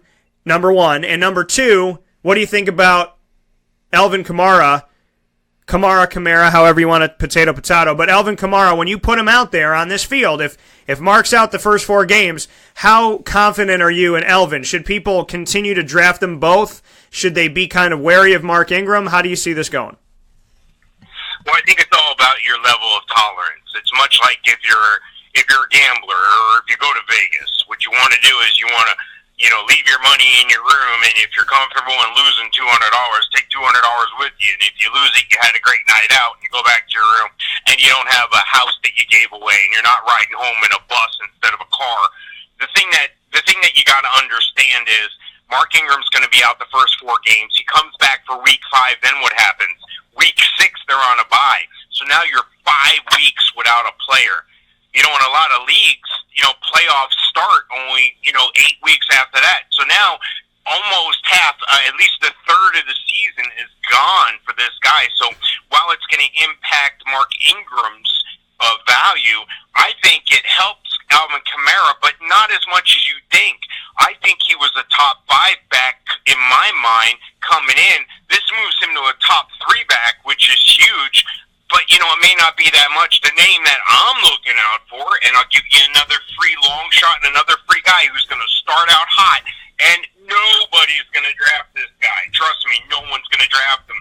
And that's the Louisiana Tech product, Boston Scott. He's capable of running the ball up the middle and helping out for Alvin Kamara, who can't quite get between the tackles like Mark Ingram was able to. So with the other weapons they have there, Cameron Meredith being added, Michael Thomas going off. They just drafted Traquan Smith at UCF. They brought in the red zone nightmare and Benjamin Watson. They're not going to really skip much of a beat, but Mark Ingram's fantasy stock is going to drop dramatically, I think, for those who are wise. And again, the long shot guy, the guy you want to surprise everybody with, is Boston Scott. Yeah, I think, and that'll be interesting to see, obviously what happens with that. I mean, I think Alvin Kamara can do a lot of good things. I think with Mark Ingram, they're one of the best 1-2 punches in the country. So I'm excited to see where they're going to take it from here. I mean, usually I shy away from guys that get suspended in the beginning of the season, but I don't think I can pass up on Mark Ingram. I think he's somebody that you take a chance on. And as we close out here for this segment for today's broadcast, Mike, keeping with that, Ezekiel Elliott, Jerry Jones said he's going to be a different player, mentally ready, and yada, yada, yada. And I said, he better damn well be a different player because he damn held the team, he not damn near, he did hold the team hostage last season all the way through the season. Nobody could really get comfortable because they didn't know if he was playing or not playing or what the heck was going on. So with that being said, Ezekiel Elliott, Dak Prescott, Allen Hurns being the number one guy right now. Cole Beasley is there. Thoughts on, and Gallup was drafted, which I think a lot of people overlooked that one out of Colorado State. Thoughts on Dallas's offense and that fantasy implication right now? Yeah, I think the two moves that a lot of people are underestimating is the addition of Allen Hurns, but there's two other additions here that, could impact the game all the way around. Deontay Thompson can take over from Ryan Switzer in returning kicks. So can Tavon Austin. Oh, and by the way, Dallas plans on using Tavon Austin as a change of pace back. He's going to be classified as a running back. Yeah, that's right, Tavon Austin, the receiver, the return man, a running back. Now, can you imagine? Ezekiel Elliott's got that bruising and explosive style. Then all of a sudden you got a Tavon Austin that comes out, lines up in the slot from the tailback position on a shift. Or he not only creates a mismatch there, but he can do those jet sweeps, he can do those end arounds, and they can utilize him in multiple sets now that he's a running back, a la what Green Bay did with Ty Montgomery. Yeah, I think this is going to be an opportunity for Dallas to kind of show where Dak Prescott is at. He didn't have the greatest of sophomore seasons. He didn't have Zeke there. We all know that Zeke can run, but I'm really keying in on Allen Hurns. This is his time to shine. It's his time to be the guy. And, coming in from Jacksonville, I think, he's underutilized. I think that some Dallas fans might think, why are we getting a number 3 guy as our number 1 guy? And what is he going to bring to the table? Hurnsy can do a lot of good things here, and I really hope that he does. It's really sad for me and confusing that Jacksonville will let him go. I understand Allen Robinson because he wasn't there for their successes this year on the field, and so they didn't really need to overpay to keep him in-house because they made it farther than they had with him. So, Hurns was a little bit confusing and a little bit of a head-scratcher, but I'm concerned about where Dallas is going to go with that tight end. Dallas Goedert was picked up before Dallas could take him, and he would have been perfect to have Dallas in Dallas, and could have been that sleeper type guy. I think Dallas might rue the day that they didn't pick him up, or that might be hung in their face a little bit. But this is going to be interesting to me to see what Dak Prescott can do in his junior season of the NFL. What can he make happen? How are these receivers gonna be? And if Gallup is one of those sleepers that somebody can kind of take in anywhere from round 15 to 18 and throw him on the roster and stash him and have people go, how the hell did you know about that guy? And it's, well, I'm a card collector, so that kind of helps me to know a little bit about him too. So Dallas will be interesting to see where they flow from here. But as always, Mike, we appreciate what you're doing. Central Florida and Central New York come together all the time on Wake Up Call, and especially when we have Mike Sofka of Hall of Fame FantasyFootball.com. Mike, as always, is available to you 24/7. And as you know, between myself and Mike, fantasy football never dies, never goes away, never has a day off. We're always here to help you out. And you can do that by going to wakeupcalldt.com and going to the fantasy football tab, and also by going to Hall of Fame FantasyFootball.com. And, of course, listening to the show when Mike and I have discussions like this to help you out and get you prepared for all of you people jonesing for football. We treat it like the NFL is playing every week, and that helps you get all the way to September, which will be coming up in just a little bit, but not before we enjoy an amazing summer in Central New York. Mike gets the nice weather pretty much all year round. We're going to take the nice weather for the months we can get it. And as always, Mike, I appreciate your time. Sounds great. See you next time, Dan. Thanks. All right, take care. That coming from Mike Sofka once again, Hall of Fame FantasyFootball.com. We'll take a quick, fast break, and we will spin back around. We're going to go past 11 o'clock this morning. Why? Because we feel like it. And because giving people exactly what they expect, which is a 2-hour show, is great. Giving the added value is something that we definitely love to do here on Wake Up Call with Dan Tortora. Dan Tortora Broadcast Media, LLC, proudly bringing you Wake Up Call, Superpowered Pop, and the CNY Pop Festival.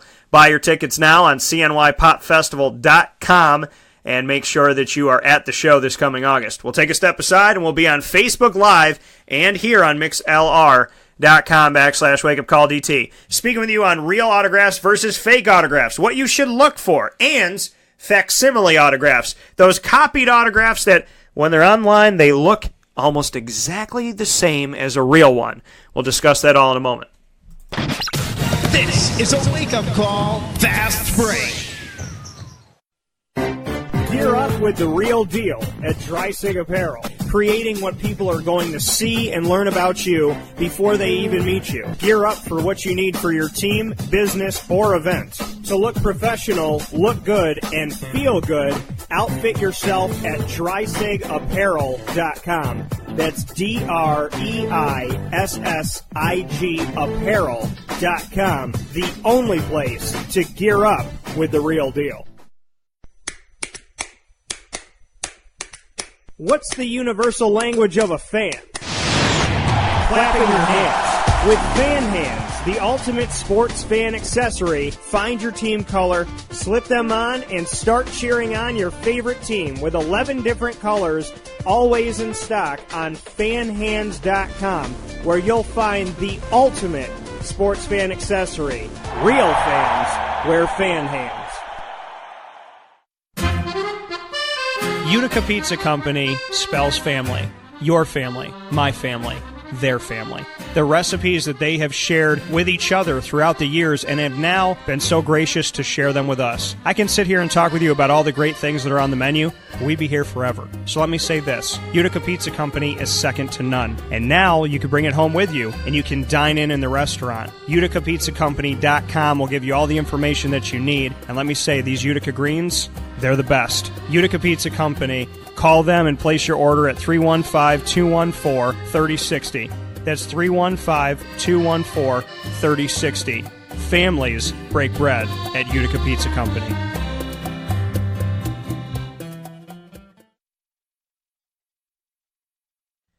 Welcome back here to Wake Up Call with Dan Tortora on wakeupcalldt.com, your one-stop sports shop, and on mixlr.com/wakeupcalldt. We are discussing sports card autographs with John Newman of Newman Sports Cards. Happy to have him here on Wake Up Call with Dan Tortora. We're putting up our video right now so you can all check it out. We are about to go live here in studio in 3, 2, and 1.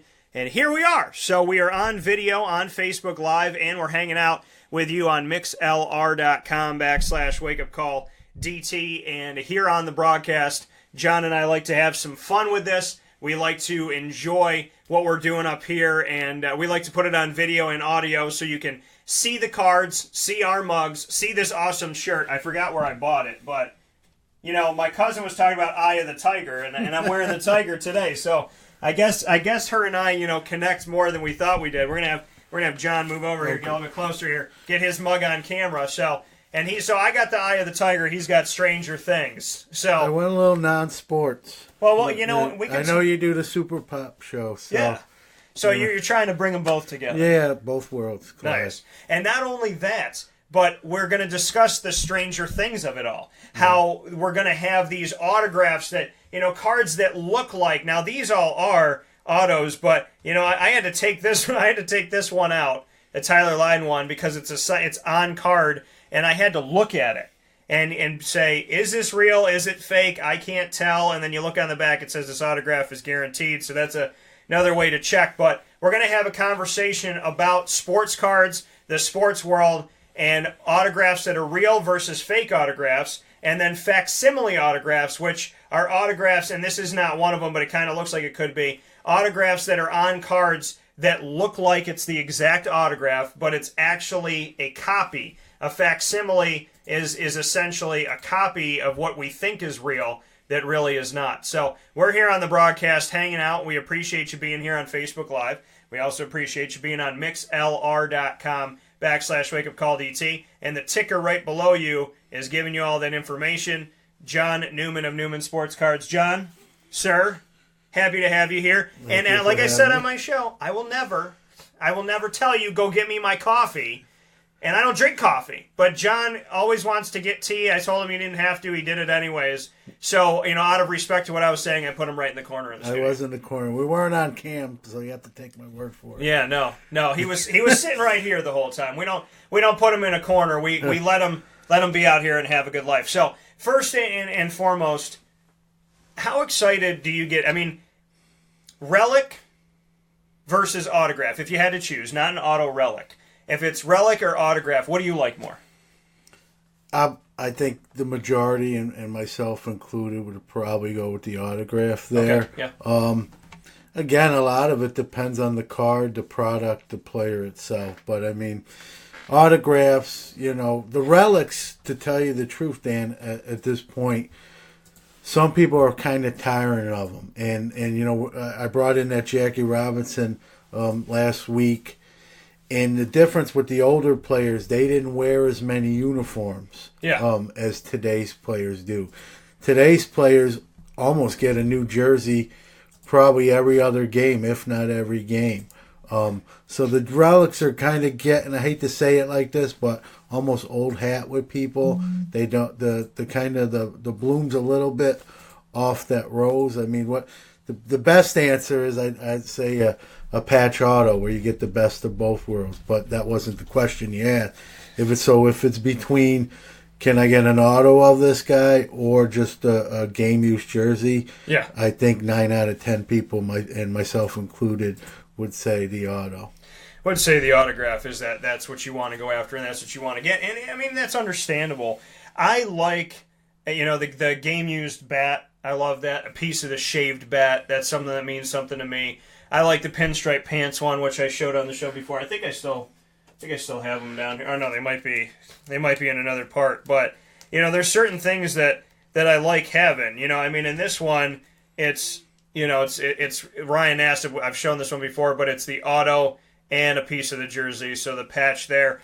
But with some of the older players like Jackie Robinson, when you get a patch of his, it was harder to get. Like you said, now. They're changing jerseys. They have alternates. They have this, that. But there's certain ones like the Nolan Ryan, the triple threads. I can't get enough. Like, I want the card. Yeah. And so I keep looking at auctions and whatnot, and I want it with the 2-tone or 3-tone color, and to get it like that. And then they have the 2 white pieces. So it's multiple pieces of the patch, which I think is pretty cool. But, I mean, yeah, you're right. If you go on eBay and you're looking up cards, you can find some relics really, really cheap. And I'm like, this is a piece of a jersey that was worn by a player. And people are like, yeah, it's $5, $10. Yeah. And for me, I'm thinking it's worth more than that. Yeah, it's a supply and demand thing. The jerseys are just, in today's game, are just way more readily available than, I mean, to answer that question kind of with a scenario is some of the vintage players from the,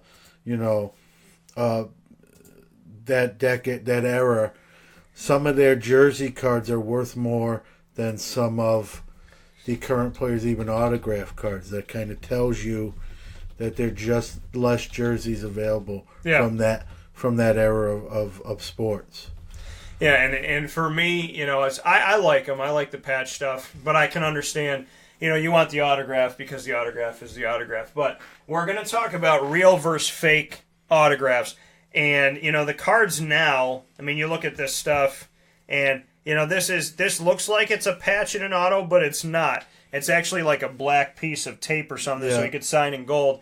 But that's Jeremy Grant, who obviously played for Syracuse, and somebody that I built up a really good relationship with while he was here at Syracuse, and when he went on to Philadelphia and whatnot, and now with Oklahoma City. But you look at it, and I loved it because he signed it in a gold pen.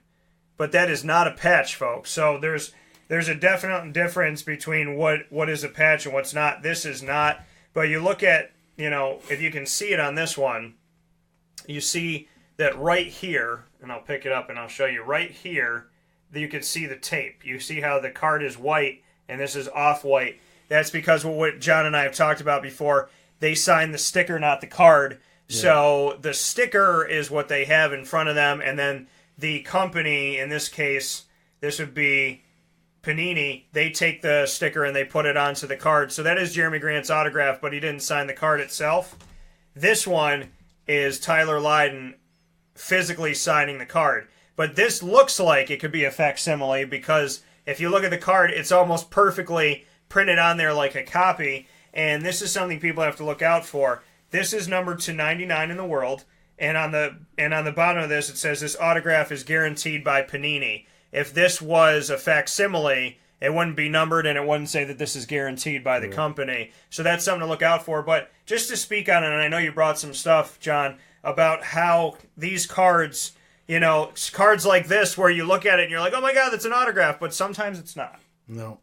And it's getting, with the printing technologies that these companies employ now, it's getting harder and harder to tell, and just what Dan said, sometimes even myself, who's done this 30 years now, you have to look on that back for that certification, to see if it's autographed. So I brought some of the new Topps Heritage release, and they put an insert, and what this year's Topps Heritage mimics the 1969 Topps set and inserts, and they did a set back then called Decal Edge, which is kind of these rounded corners. I'll show these to you and hand them to you. You can put them on, and that looks a lot of times like last year's Heritage had the play ball inserts, and those have a facsimile autograph on them, and you can look at this one. And right away, you can kind of tell it's printed on the card. It's not autographed. So this one didn't fool that many people. Yeah. Okay, but this year's, what I was explaining, the Decal Edge, they're black and white, but the facsimile autos they used on this year's, they used blue ink, or blue printing, I should say. It's not blue ink because it's not really signed. Right. But blue ink printing. So when people were first pulling these, they were fooled. Matter of fact, the first one I pulled was this Gary Sanchez that I'll hand you these. And even me, who's done this a long time, when I first pulled this card, it fooled me for a second. I'm like, did I just get a Gary Sanchez auto? Yeah. I was kind of 50-50 on it, but I wasn't sure it wasn't until I checked the back, as you illustrated earlier. Yeah. To kind of just check. Because you can see on the back here, there's no information. There's nothing that says Topps guarantee. And every real autograph that comes out of a product, a facsimile here. Yeah, but every real one should have something on the card that notes that the company stands behind the authenticity of it. So if it doesn't have that, it's most likely a facsimile. So here are the Decal Edges that were confusing a lot of people, including myself, for like a split second. And some of these made it on the eBay as people thinking they were selling genuine autographs. Okay, and then there's, I'm sure, unfortunately, a few people probably made purchases thinking. These. So you can see they use blue printing process. So that looks like a blue signature on a black and white card. So to at first glance, people thought, and there you see no authenticity by There would be Topps. something here or here. Or sometimes they even put them on the front too, but definitely somewhere on the card there would be something that says congratulations, you've received, This 100% looks like an actual autograph because it's black and white, and then the autograph's in blue, like John was saying, but nowhere on this card does it say we're guaranteeing this by Topps. Yeah, and it's funny, these Decal Edges, which is what you got there. I'm on a couple forums on Facebook that are card collecting forums, and if I had 50 cents for something that someone posted, look what I just pulled, I'd be rich, because people were posting these as if they pulled real autographs. It got to the point people were kind of making a joke about it, people were having fun responding to the post like, sorry, I got bad news for you. It's not real. Yeah. And the thing is, when you look at these here, they do. if your dad, if you're a little kid, your dad handed you this, you'd be like, oh my God, I got a Gary Sanchez rookie card here. Yeah, and or I got a Gary Sanchez autograph card. Yeah. And the thing is, someone who knows about cards might eventually like look for that certification, not see it. Yeah. But somebody who's a fringe collector may not look for that and just go with what it looks like and just assume it's signed. You know? Or a young kid that pulls it will just put it in a top loader and tell all his friends, hey, I just got a Gary Sanchez autograph. Yeah. And that's the thing is, like, when you see these, you do. And as a kid, I know that I would say, oh my God, this is an autograph. And you don't know as a kid to not look on the front or look on the back for something that would say this is guaranteed by Topps, because you wouldn't think of that. You just think, oh, it's an autograph. But even as an adult, and even like John said, when you first pull this, you're like, did I just pull a Gary Sanchez autograph? And you got to look all over the card and say, well, what the hell does this mean? And, and sometimes you fact check by, you go check the value, or you go on eBay and you see this for $1 and you're like, oh my God, how could it only be $1? But at the same time, again, if you're just a collector here and there, you do it a couple times a year or every 10 years or every 5 years or whatever it may be, you're going to pull this out. And I'm going to openly admit to you, I would think that this was an actual autograph, blue on the black and white. And I wouldn't look at anything on here, and I would probably bring it to John and go, oh my God, John, how much is this worth? And John's going to be like, $1. And I'm going to say, what do you mean? That's crazy.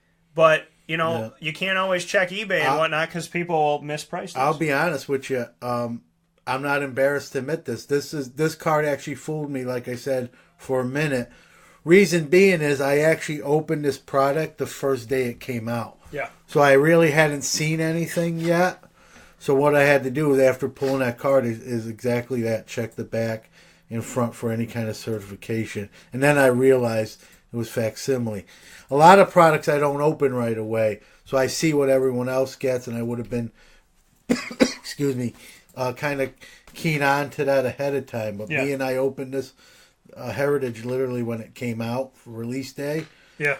I wasn't sure until I definitely checked the card itself. And another thing that'll throw some people off is that, when I tell you that, this card, this Tyler Lydon autograph is number 5 of 199 in the world, well, the back of this card says number 15 of 30. So if you're taught to look for a number of a number, if you're taught to look for a different color when it looks like an autograph, then these things can automatically make you think, okay, well, that looks like an autograph. It's a different color. Then I'm seeing that it's numbered. Yep. So, it is. It can fool you in your 50s, your 60s, your 20s. It can fool you when you're a kid. But, John and I are here to tell you, this is not a real autograph. You always have to look for some type of authentication note that's going to be on the back here. But people forget to do that. And I'm going to be honest with you. When I was kind of just collecting here and there, not until a couple of years ago, did I actually look to the back to see. Because when I got sent this card, the one that I just showed, the fresh paint, I had to open this, take it out of here, look at it, and then I read the back. And when I read the back that said that this is certified, I still didn't believe it, because if I take the card out and you look at this Tyler Lydon autograph, it looks, because it's on card. We look at this thing, it looks like it could almost be printed. Yep. You put these up against each other, it looks like it can almost be printed, but it's guaranteed. Yep. It's tricky sometimes. So the question, I get asked sometimes is, why do these companies employ sticker autographs? And the answer is pretty simple. It's a lot easier to mail a player 500 stickers and say, sign these as quick as you can at your convenience and get them back to us. The other thing is, with the sticker autos, they can put it on different products. Yeah. Where if it's an on-card auto, it obviously has to be in that release. The other problem for the companies with the on-card autos, if you were a player and I was a Panini rep, and I needed you to sign 500 of these on-card autos, you would have a deadline. Like, we need these back by June 30th so we can get them to press and insert it into packs so Yeah. people can pull them out of the packs. Yeah. And what happens is that still doesn't happen. You send them late, that's where those redemption cards in. So if you ever pull a card that says this is good for, Don Mattingly signed jersey card, Yeah. what happened there, to be most truthful, is Don Mattingly didn't send those cards back in time. Yeah. But they're part of the set because they advertise them. They, every company pre-releases every card that's in the new release. So they can't say there's a Don Mattingly patch auto and then not do it. So he didn't send them back in time, and now they have to make these blank kind of redemptions with a sticker saying congratulations, you got one of these. Yeah. And then when he does finally send them back, they will send them to honor the redemptions. Yeah, because I remember getting some of those that they would tell you at a certain amount of time, but they would say, hey, you got a redemption card, you got a redemption rookie, you got a redemption this, and I didn't get it. I'm like, why isn't it here? And some people forget to send them in, or you throw them out, because you see the little cardboard and you just kind of toss them. Yeah, and there's expiration dates on them. Yeah. And when you ever redeem a redemption card onto the company's website, Panini Tops, they will tell you kind of an estimation of when to expect that. And then they'll even, I know in Panini's case, they give you an option where if it's not back in that time, you can have a substitute. Yeah. But if you pulled a Mike Trout redemption, you really don't want a substitute. You want your Mike Trout autograph card. But the companies are sometimes these guys are very busy between playing the sport they're playing, other appearances they make, that obligations that they're obligated to. Yeah. So a lot of times signing those cards are not forefront on their mind. So sometimes they're late with those deadlines. And now companies have resorted to the stickers because it's a lot easier. And let's be honest with you, Panini has sticker 500 Dak Prescott. I know it's a bad guy to bring up with the auto pen. But if they have 500 Dak Prescott sticker autos, they can put that on a prestige card, one of their prestige releases, and the same stickers they can put on their absolute release, another product they do. So they can cross-brand it. But when obviously an on-card auto has to be to that set. Yeah. You can't put a prestige card in an absolute pack. So it's more convenient for the companies to use the sticker auto method. But most people will tell you if you can have a choice between a sticker auto and an on-card auto, they'd rather have the on-card auto. It doesn't bother me as much as I've heard other people complain about it. It's still, to me, it's still the player's autograph. Right. It's not like you can peel the sticker off without damaging the card. You're going to ruin the card. Right, So. and I think that, people ultimately that complain about it, they want to know that the player touched the card while Yeah, he was signing. I think it's just one of those psychological things. Hey, Mike, this is my favorite player. He had this in his hand. So these in front of you right now, this is an on-card autograph. And you see on the back, this one is in yellow at the bottom here, so it's not easy to see, but it says that it's guaranteed by Panini. By Absolute from Panini. And then this is a sticker, and you can see that right here on the sticker, as I get closer to it, there's words that are sideways. If I go like this, you can see that, and you can see certified. And you can see that this is gray, and the rest of it around it is white. So this is Tyler Lydon signing a sticker. This is Tyler Lydon signing a card. This is Tyler Lydon signing a card as well. So you look at these both, and these are Tyler Lydon's autograph, right? They look almost exactly the same.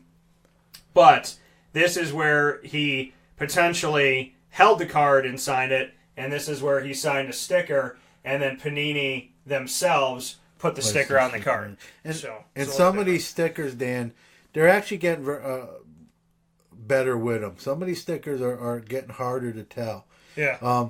Tops back in the day did a sticker where it was silver, Yeah. And you could see, I mean, it almost looked like just, it wasn't very well done. It was pretty obvious. Now they're kind of blending in with the card more, meshing with the card. And I've seen some sticker autos that I almost didn't know they were sticker autos. They were harder to tell. So yeah. And when you look, you look at all these too. This is another thing, is that I would always say, how do I know that it's a real autograph? And they would say, well, go look up the player online, like look up how they sign. But the cool thing about this and the authenticity of this, you get the same thing when you buy a book that's signed by somebody, is that look at the signature. They look almost exactly the same, but they're different. If you look up at the top, this looks like it says TBT. This one looks like THC, and this one looks like TK, but they're all almost identical but different, which shows you that Tyler Lydon, as he's signing away, is that nothing's exactly the same. And that's another thing with a facsimile. They're all going to look exactly the same. Yep. And, some of these guys, that's kind of cool. Even especially with the sticker autos, they may be signing 1,000 in one sitting. So they're starting to get tired. They're not real, I can't think it's real exciting for them. They probably got a lot of other things they'd rather be doing. So sometimes their signature will kind of slag off a little bit. Yeah, look at Jeremy. It's going off of what John Newman of Newman Sportscards is saying. Look at the top one, how elegant and beautiful that is with a big T. And the one on the bottom looks like I just signed 300 of these and my wrist is going to break off.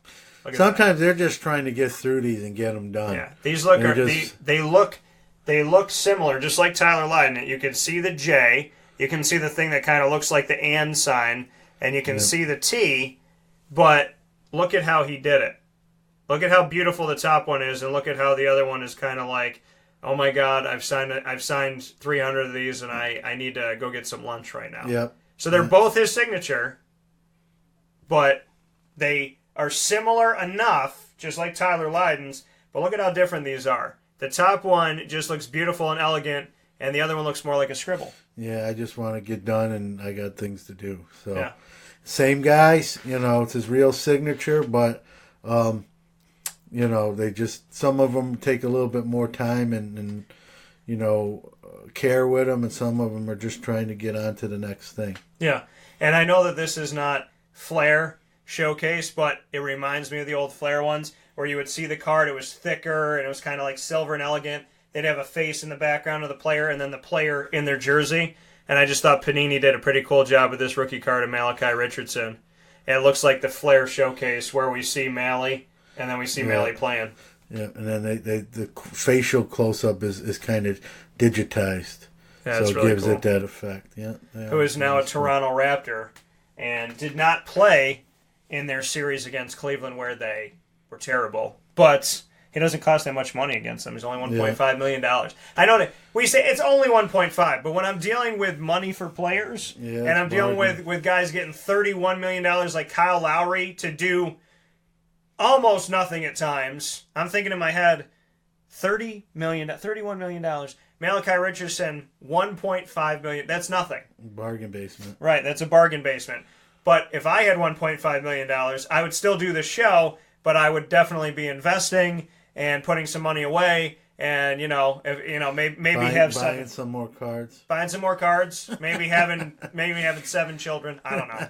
So we're gonna continue the conversation here with John, and we're gonna be back in just a moment on mixlr.com/wakeupcalldt and here on Facebook Live. So we're gonna finish off this video, but if you're watching this video, tell your friends, family, co-workers, colleagues, the neighbor down the street, whoever, let them know to get back to the next video. So we're going to end this video, but we're staying on Facebook Live, so stay with us, and stay with us on mixlr.com/wakeupcalldt. Stranger Things, facsimile or real, here with John Newman of Newman Sportscards, and myself, Dan Tortora of Wake Up Call. We'll be back in just a moment.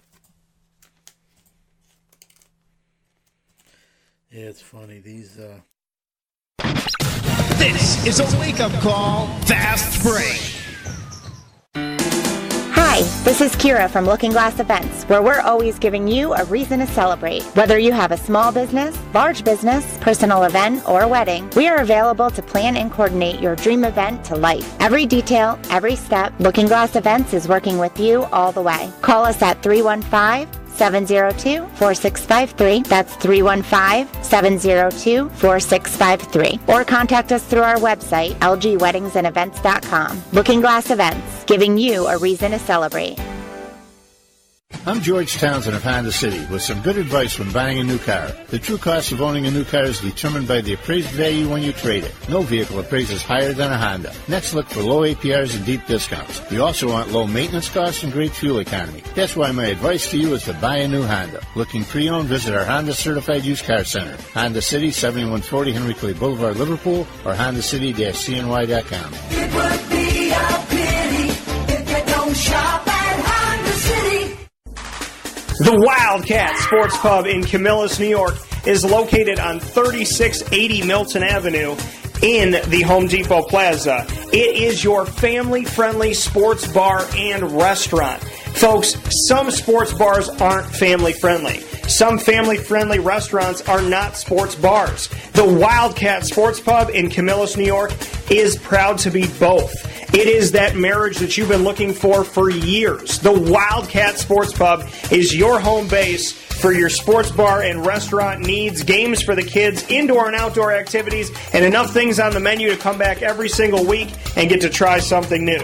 They're open Sundays from noon to 8 p.m., Monday through Wednesday, 11 a.m. to 11 p.m., and Thursday through Saturday from 11 a.m. to midnight. For reservations and party information, call 315-487-2222 for the Wildcat family-friendly sports pub and restaurant.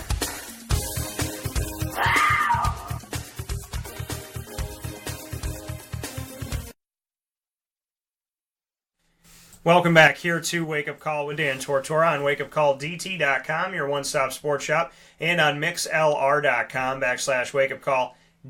Hanging out with you right here. We're on video again on Facebook Live, video and audio.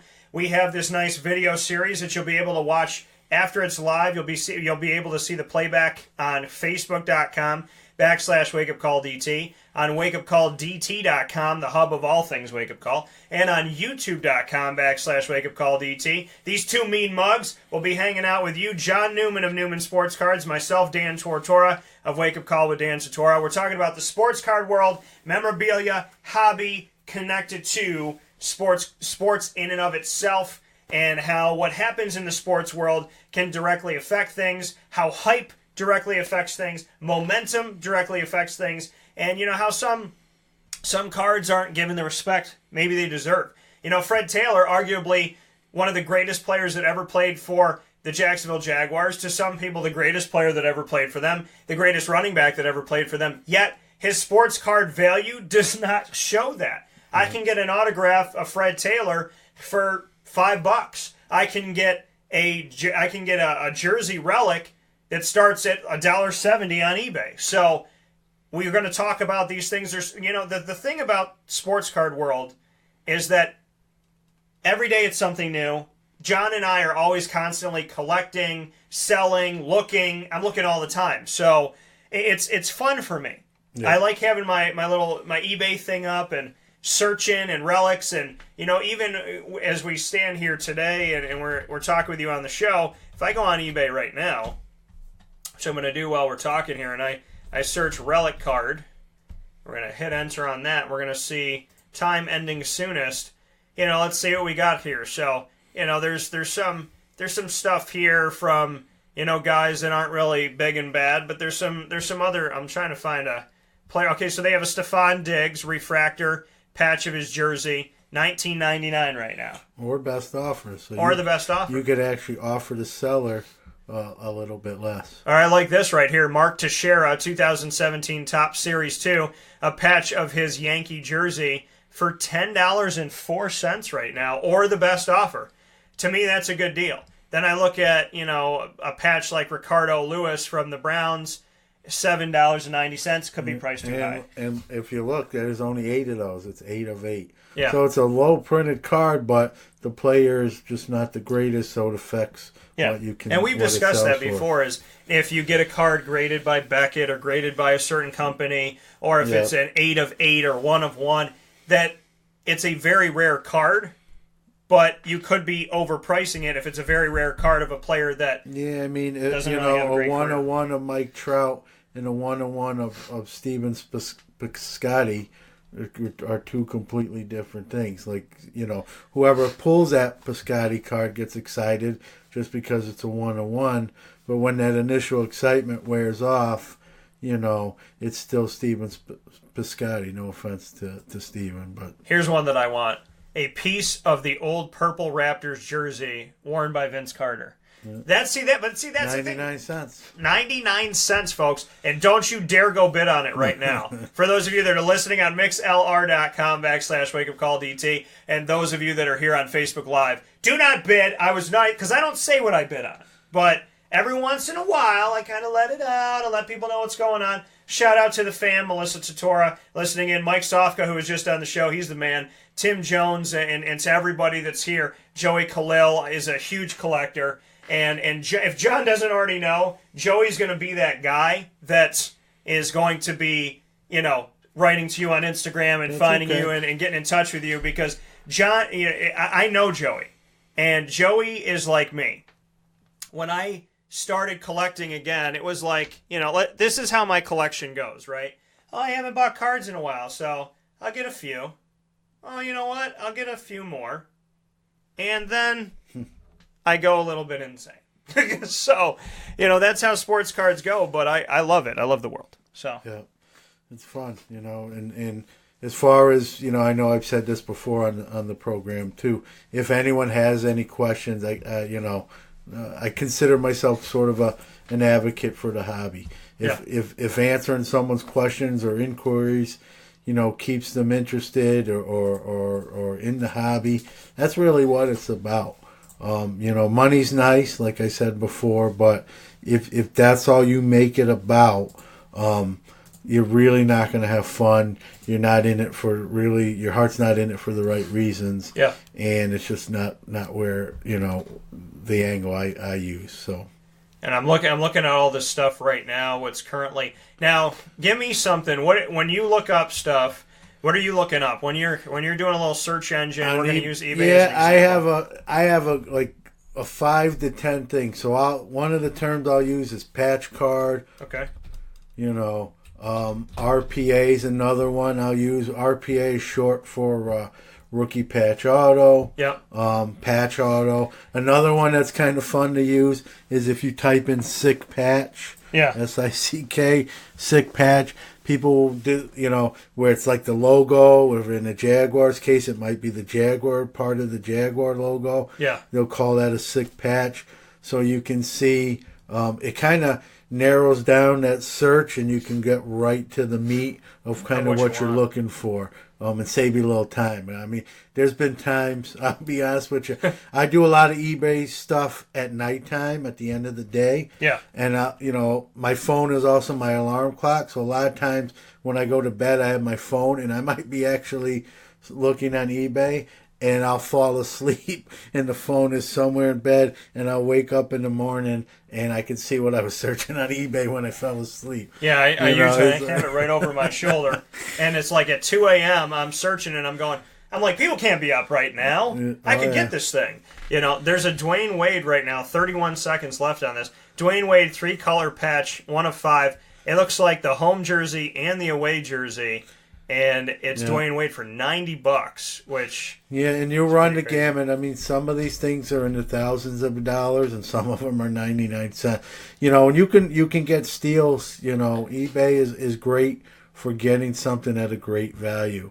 But you got to be careful, because there are some unscrupulous people that use eBay to get someone who may not be as knowledgeable. I mean, we talk about those facsimile autos. Yeah. Someone who's not a good person, let's say, might throw something like that on there and kind of portray it as an auto. Let's use that Gary Sanchez, for example. Yeah.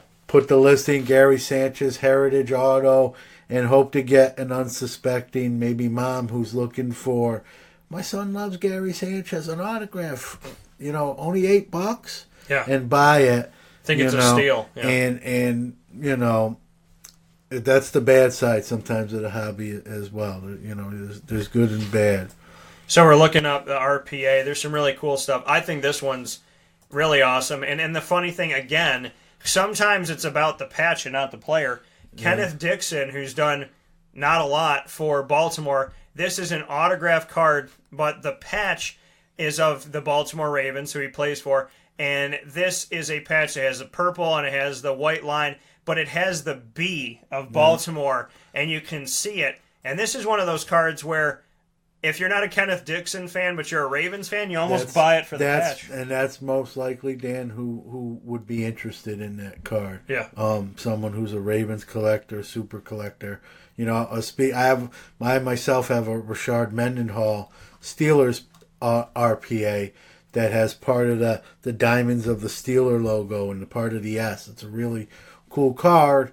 Mendenhall is just not the greatest representative of the franchise, but I still get some interest in it just because it has a Steeler patch on it. So that's the perfect example of stuff like that. Yeah, where you see these really amazing patches that you don't necessarily like the player or want the autograph, but you get it so that you can have that piece of it. And Mike, and when we look at this, and like we said, with Mike Sofka and all that, we were just talking about fantasy football, and he was coming on there too. It's a go off of my conversation with Mike Sofka here on mixlr.com/wakeupcalldt with John Newman of Newman Sportscards. Fantasy football, and when we look at the fantasy side of it, where you want to pick the players that are going to score the points that help you to win, there's a fantasy side of sports cards where, in reality, when a player does well, their cards go up. I feel like Mark Ingram is one of those guys that you can get his stuff relatively cheap, but now with Alvin Kamara and kind of the come-up of him, you see a different change. You look at a Mark Ingram, you mentioned a guy like Fred Taylor, who's a great back, but in the hobby world, he never really caught on. People didn't, flock to him. Yeah. Ingram's kind of the same ilk of today's game. I think with Taylor, he played an era with a lot of great backs and kind of got overshadowed. Yeah. I think Ingram is now in that today's game is in the same boat. Even on his own team, he's got a young back that took the league by storm as a rookie. You got the Ezekiel Elliott's. Now you got Saquon Barkley coming in the league.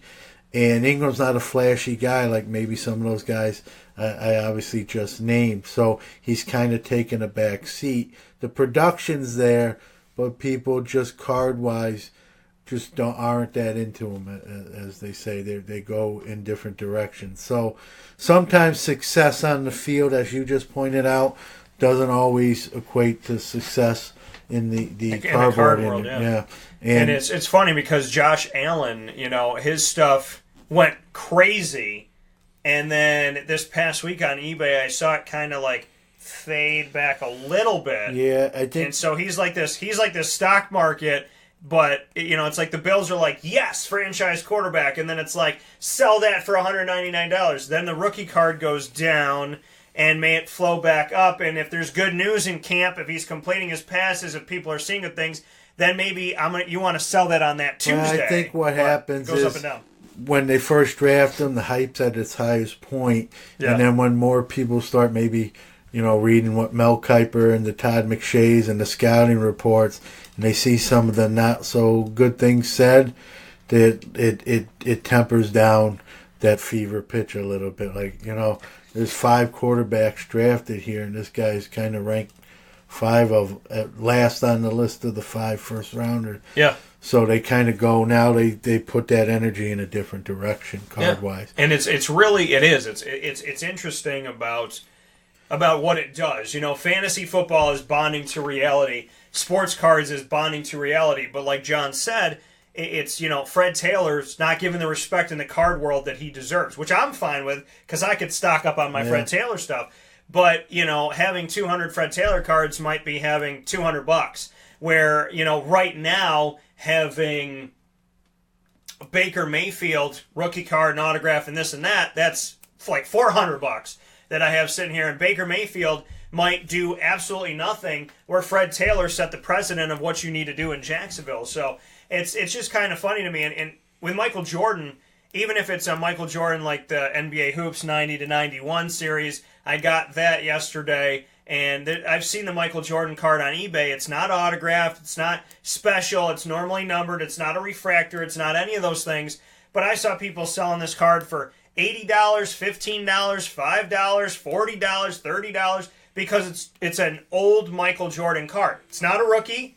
It's not an autograph. It's got nothing special to it, but it's Michael Jordan. Yep. And it's almost like if you have Jordan, Bird, Johnson, any of the years, you can throw it up on something and say, give me $4 for this. Yeah. It's in perfect condition. Give me $4. You can send it in and get it graded. Any player that people considered like changed the game or Yeah. transcendent players, they're always going to be a little more, demand or fondness for that player. You know, the Magics, the Birds, Jordan. Yeah. It's just, truthfully, that was really, when I was a bigger basketball fan than I am even today, was that era.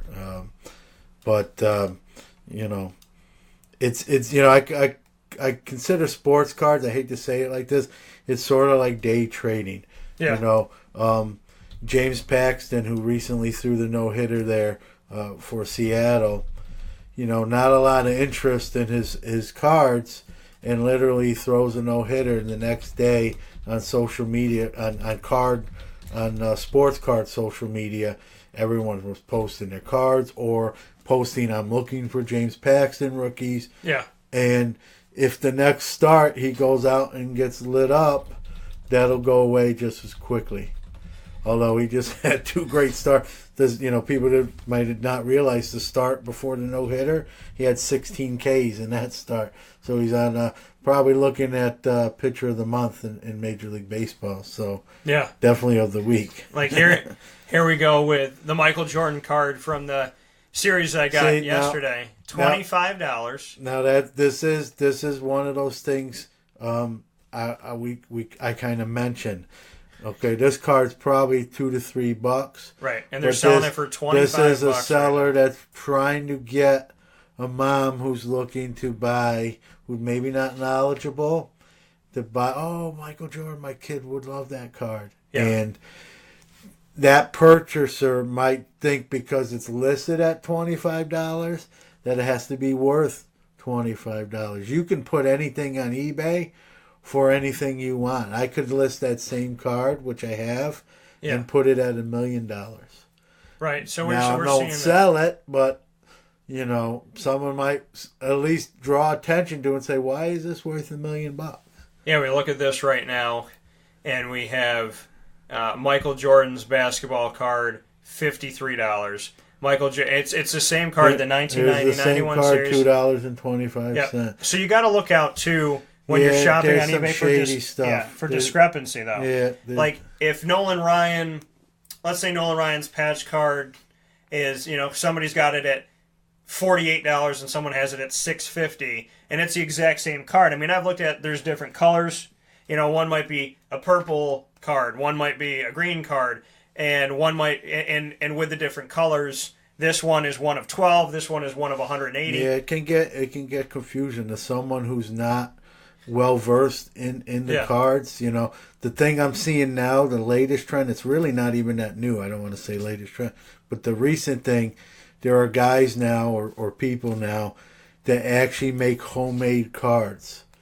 My God. Yeah, they make homemade cards and they make homemade patch cards. So they'll buy, let's say, a Jaguars patch from like an embroidery place or wherever, make a card, let's say of Leonard Fournette, with a cutout window, and then cut like the Jaguars had, and put it on eBay as a Leonard Fournette patch card. Now, in the description, not on the main part, the heading, but if you open the auction up, and then look at the written description, there's where they'll put, this is a homemade card by me.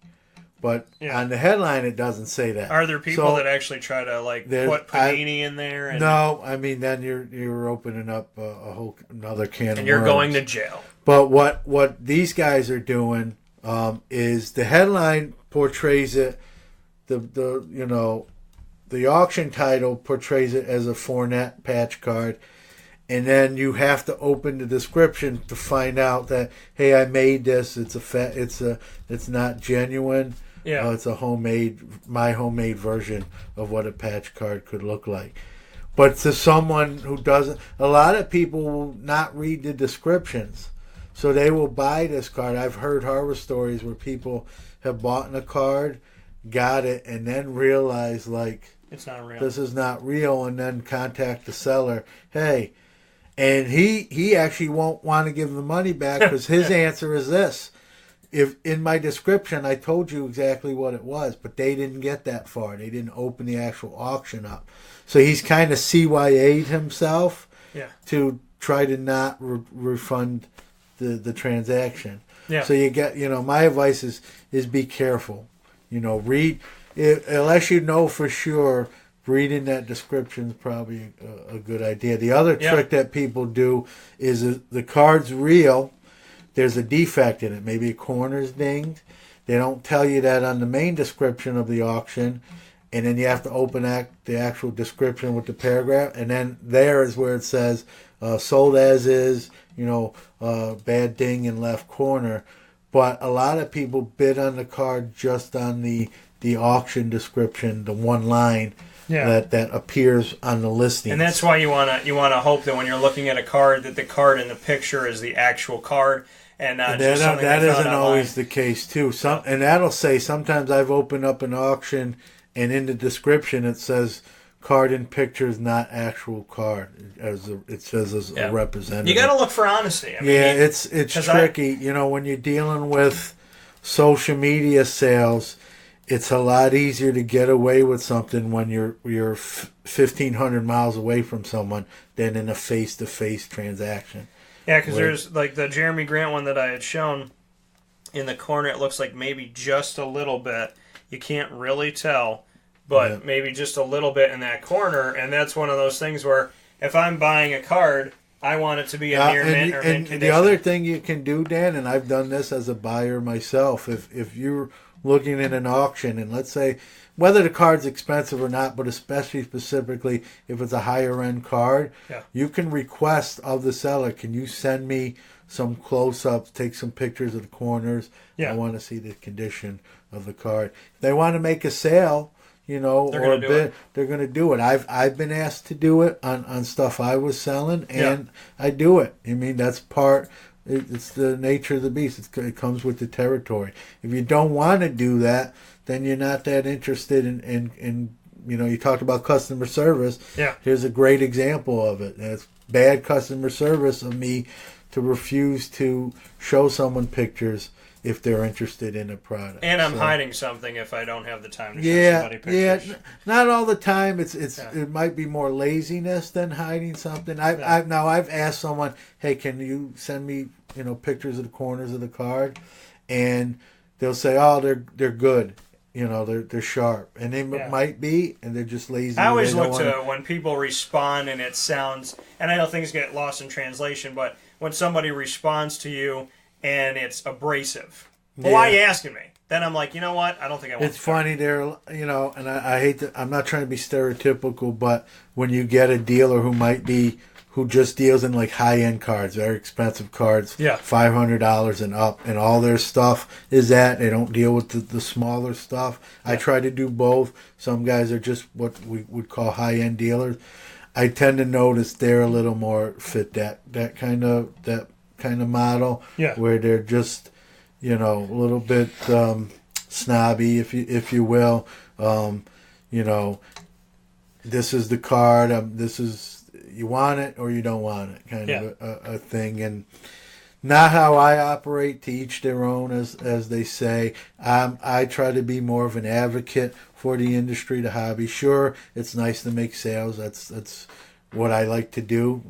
Truth be told, but if that's your only angle, then if you're too much of a salesman and that's what you're about, people see that stuff. You know, they know where your heart is, and do those guys still make sales? Sure, because someone wants that $600 card or they need it for the collection. But I'm more about, you know, I know it's an old cliche saying, I rather sell $10 cards than $100 sale. Yeah. You know, that's just my mindset with that, you know. Yeah, and I think in all honesty, I mean, you have to, when you're doing this, like for me, I want to have fun. You know, I want to have a good time doing it. I want to, you know, send it to people that appreciate it. I mean, I love when it comes to selling and like some of the stuff that has been sold. I mean, I look at where we've sent stuff to, and you know, I just got to send a card, Rashad Penny refractor that I gotten, and you know, in my description, you try to, you know, you want to put everything out there that you possibly can. So I put Rashad Penny. It's a refractor. It's 2018. I don't put in my thing that it's numbered because it's not numbered. Yeah. And then in the description, you know, you'll see what I say. It's like new. It's a, you know, rookie refractor insert of Rashad Penny, and let people know what it is. But then another one that I just sold in Ndamukong Suh. This is another one here because of series like the Elite Draft Picks from Panini.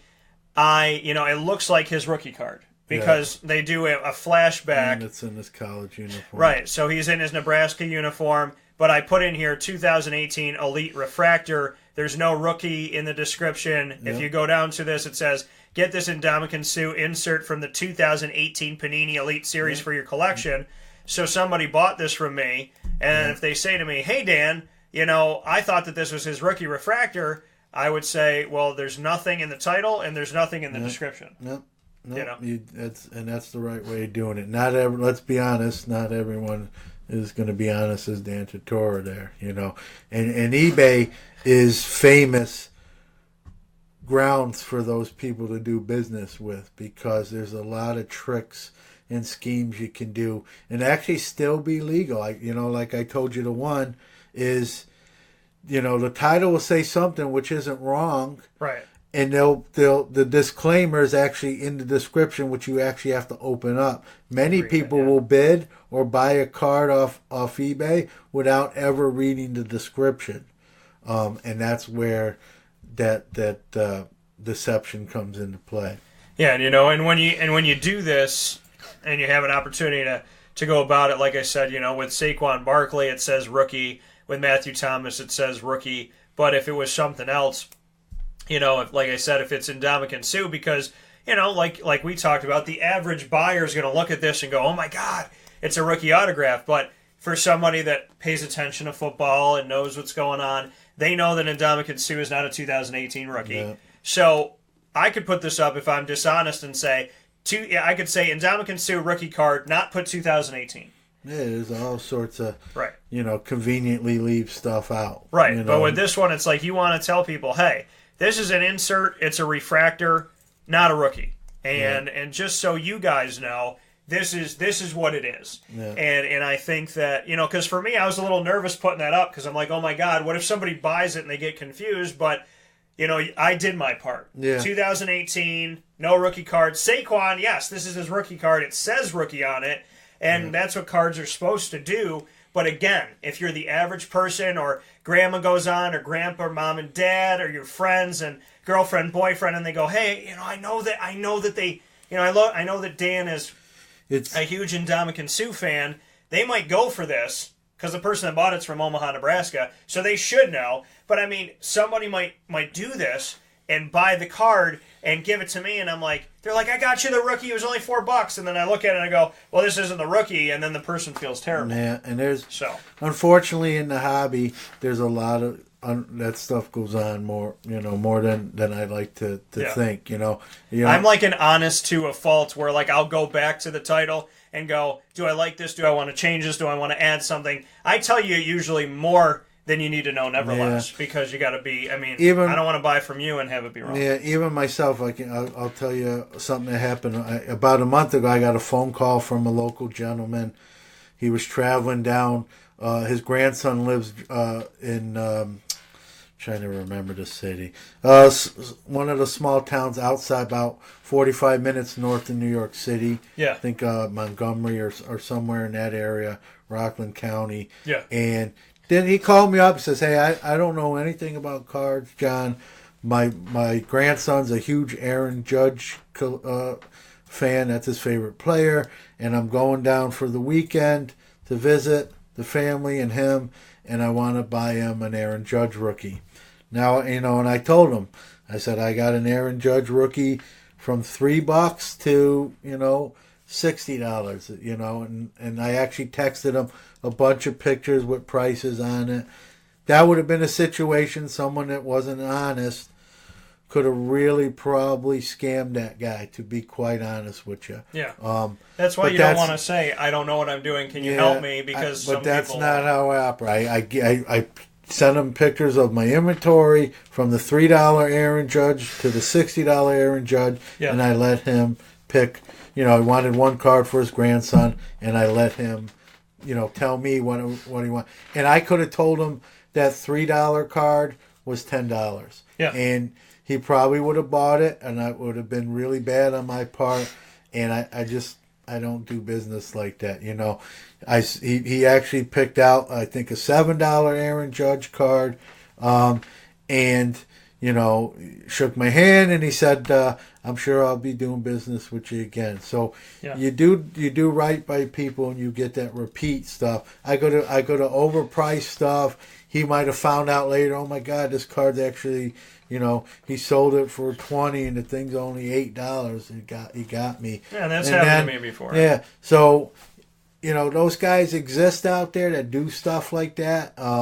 It's sad, they kind of prey on someone that doesn't know stuff. Here in this situation, the grandfather, and the first thing he said when he called me is, John, I found you online. I know you're local. I don't know anything about cards. My grandson's an Aaron Judge fan. I want to bring him a rookie card. I'm on my way down there in a couple hours. Can we meet up? What do you got, if you got anything? And it would have been a perfect opportunity if that was how I do business, to take advantage of somebody. Yeah. But I just never, I wasn't raised like that. I don't do stuff like that. So the best business is repeat business. Yeah, and then next year maybe it goes down again. If maybe he spends a little more, if that's the case. Maybe say, hey man, this guy did right by me. I'll call him up again, and he'll tell other people about you. Yeah, word of mouth. Because that's the thing is John says it's $40 and it's a $3 card. You made $37 more than you were supposed to, but you're never going to make anything again off of that. And it's just the bad, it's ridiculous. Word of mouth works both ways, too. People forget that. Word of mouth can be good. Hey, man, this guy's great. Dan's this. He's professional.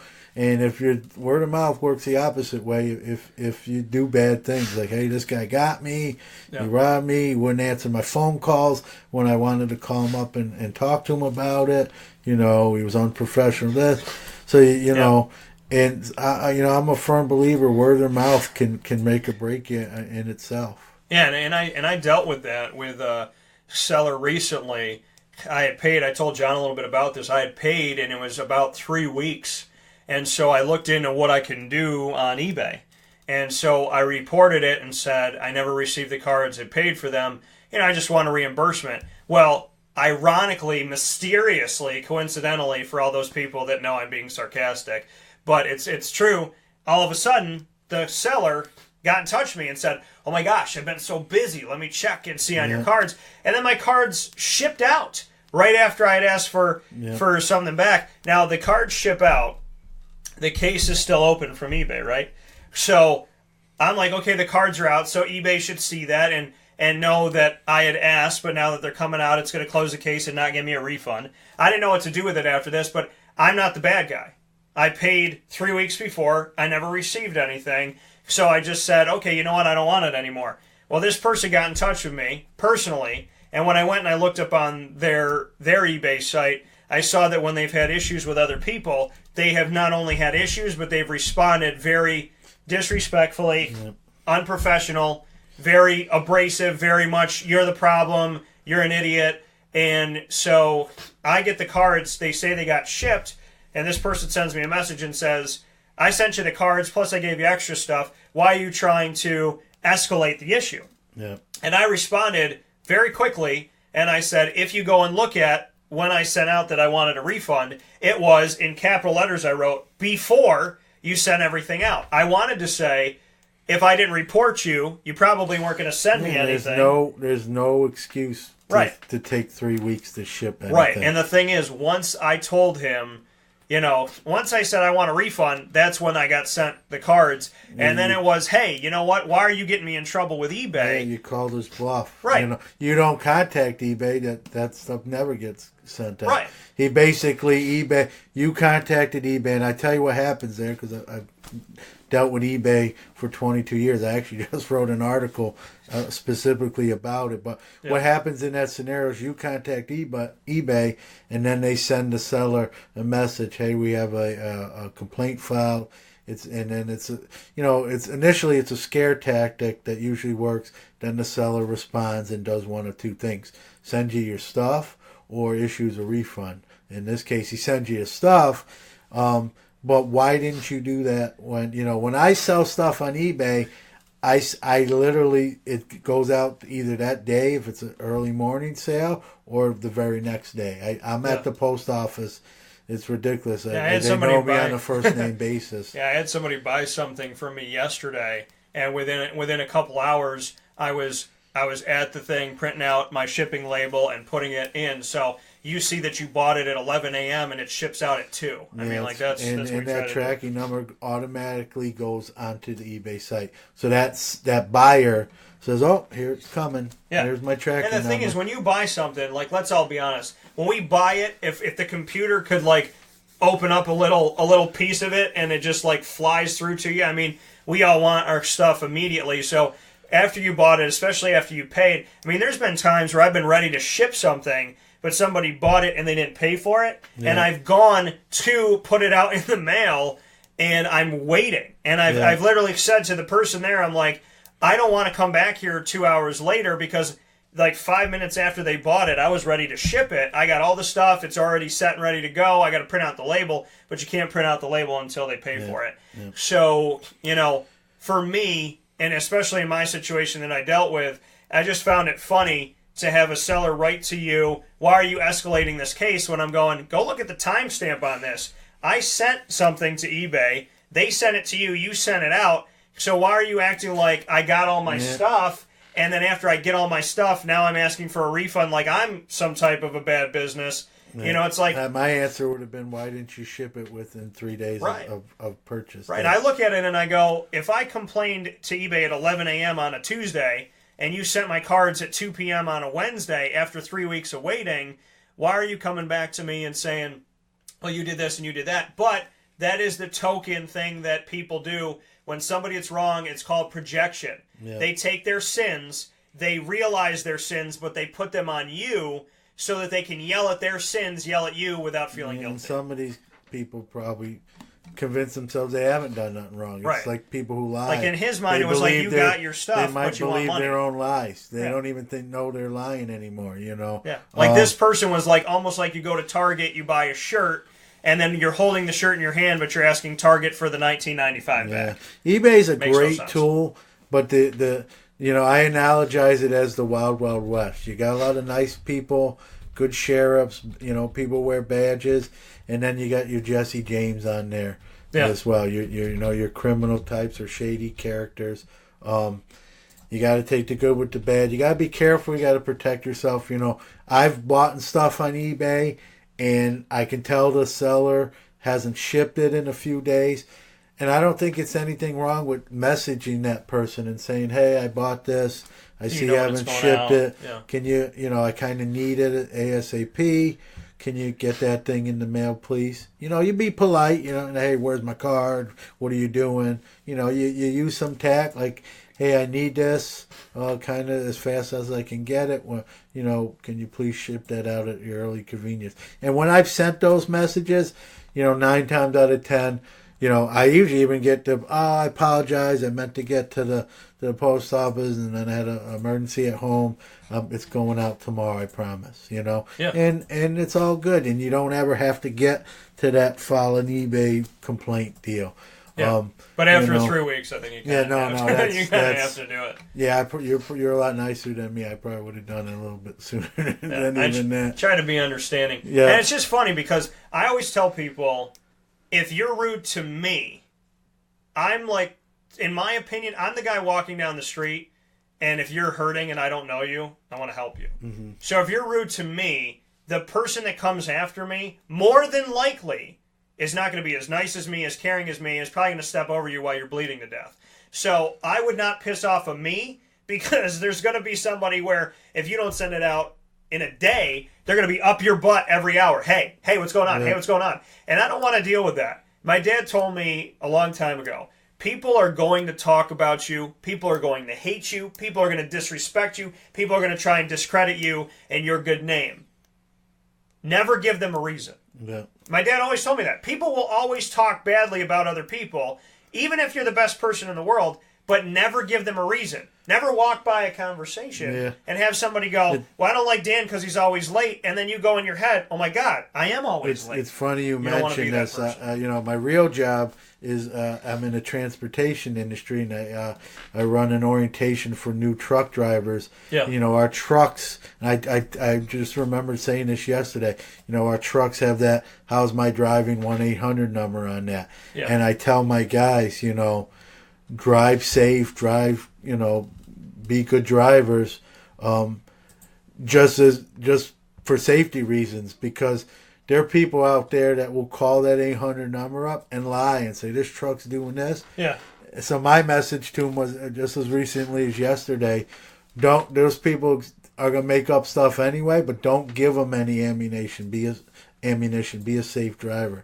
You may get someone unscrupulous call and make trouble for you unwarranted, and not, but don't be a bad driver and actually give them a legitimate reason to call that 800. They're going to complain about you no matter what, but don't actually be the person that has to say, well, you know what, John, they were flipping me off, they were doing this, so then I cut them off. Yeah. Don't be that guy. Yeah. I want to thank Ed for being on here, Mark as well, Donna, Matt, Rodney, Haley, Jerry, everybody that's been joining. We appreciate you very much. Shout out to Matt. Matt and I went to grammar school together. He's a big-time card collector, and he's a good person. So shout out to Matt and everything that's going on. Hope you're well, brother, and hope things are going good. So before we hop out of here, before we finish up the show, we're going like an hour more on mixlr.com/wakeupcalldt. So you definitely got a bonus here, but we're going to rapid fire kind of through these here on video and on MixLR of the cards that John brought in, or if you want to pick a few and save some, whatever you want to do, but show us what you got here. So this one I actually just got. It's from a product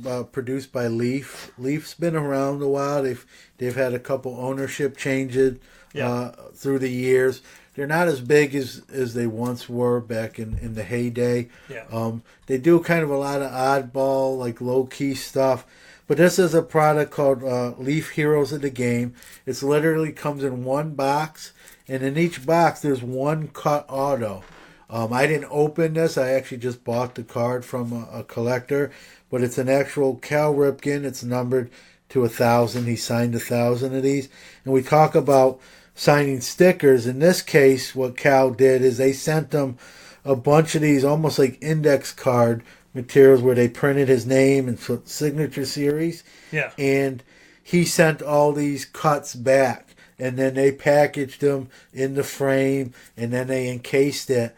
So it's not a jersey, it's not a patch, it's not a badge. And it looks like a graded card. This is actually a slab by Beckett grading, but they didn't actually grade it. They just did the slabbing process. And is Leaf different with Major League Baseball than it is with the NFL? Yeah, they don't have any. I believe they have. Because the NFL, there's not as much. Yeah, Leaf doesn't have any licensing, so they can't put any logos or team names. In this case, they don't have to because it's just a Cal Ripken. So they do a lot of stuff like this now. Yeah, because I was going to say, it's funny, too, again, with this being like the stock market, Leaf has, if I look up a Baker Mayfield Panini autograph, it's $199, let's say. Just brass tacks, $199, somebody's selling it. So $199 for that. but if I look at the Leaf one, it's $39. Yeah. And you always say, why? Well, because Leaf can't put Cleveland Browns, Leaf can't put the jersey, Leaf can't even put his high school or his college. Even more than that, too, which you're absolutely correct, is their perception in the hobby. They're kind of like the younger brother, get away from Because I look at it like it's a Baker Mayfield autograph, just like it would. I mean, if it's Baker Mayfield, it's on this Leaf card, like it would be on a football, like it would be on a jersey, like it would be on a Panini card.